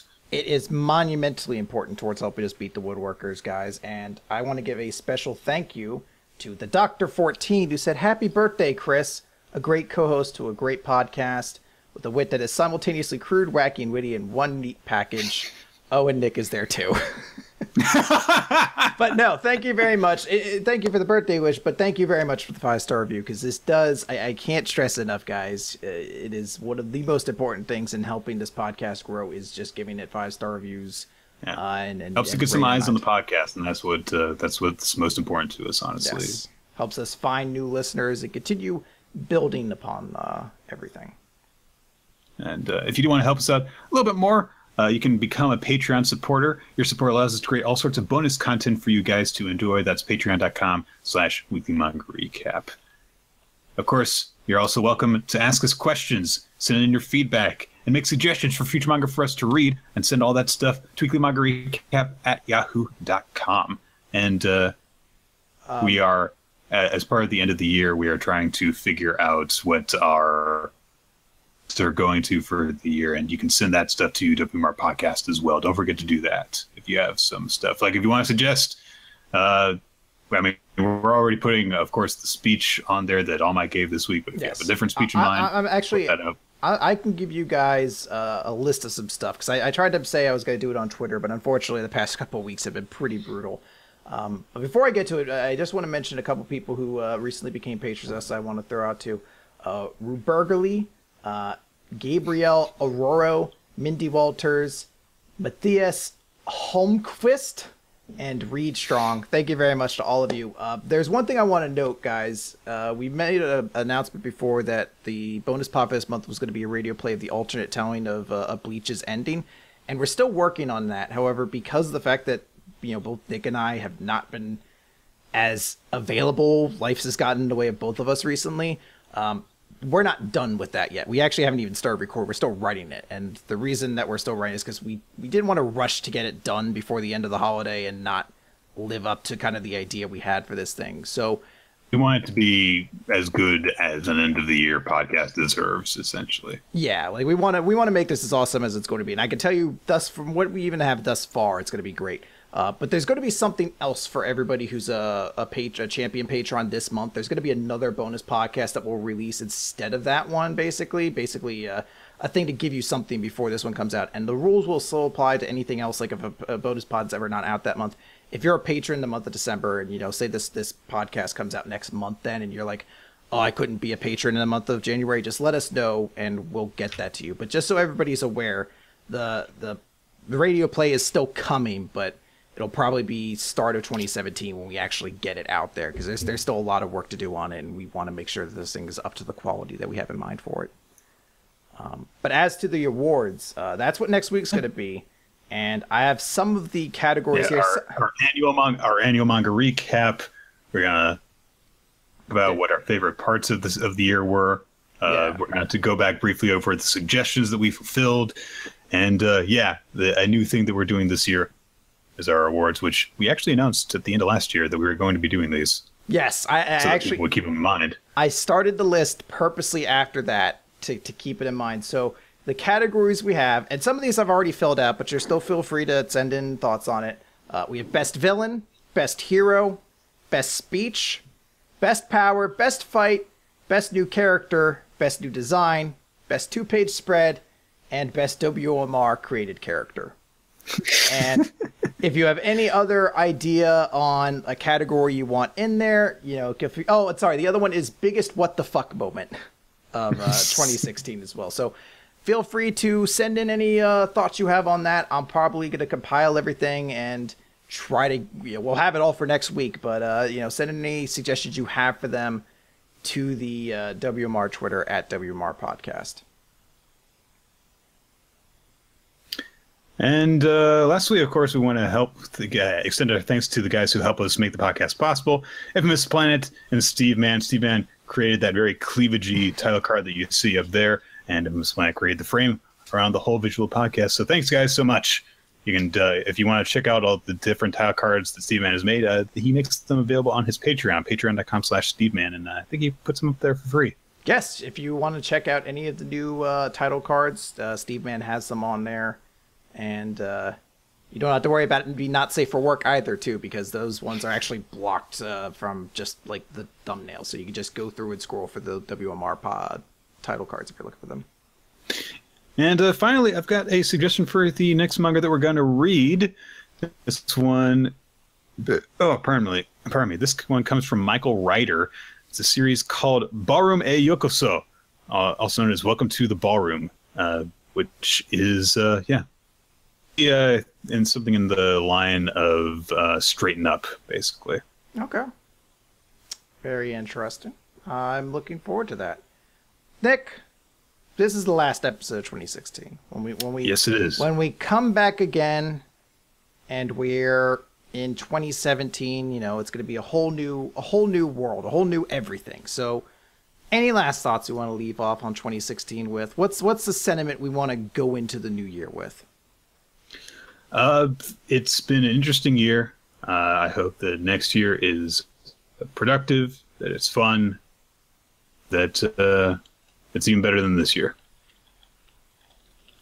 I hope that next year, in the vein of Toriko, guns just start appearing in space. Randomly, without reason, just guns are in space, and it's maybe that's what NASA. If that one doesn't get nominated for best what the fuck moment, then what are we even doing? Yeah, what's the point, guys? So that's it, guys. Thank you all for watching, and we'll see you next year. Yeah. Bye. Bye-bye.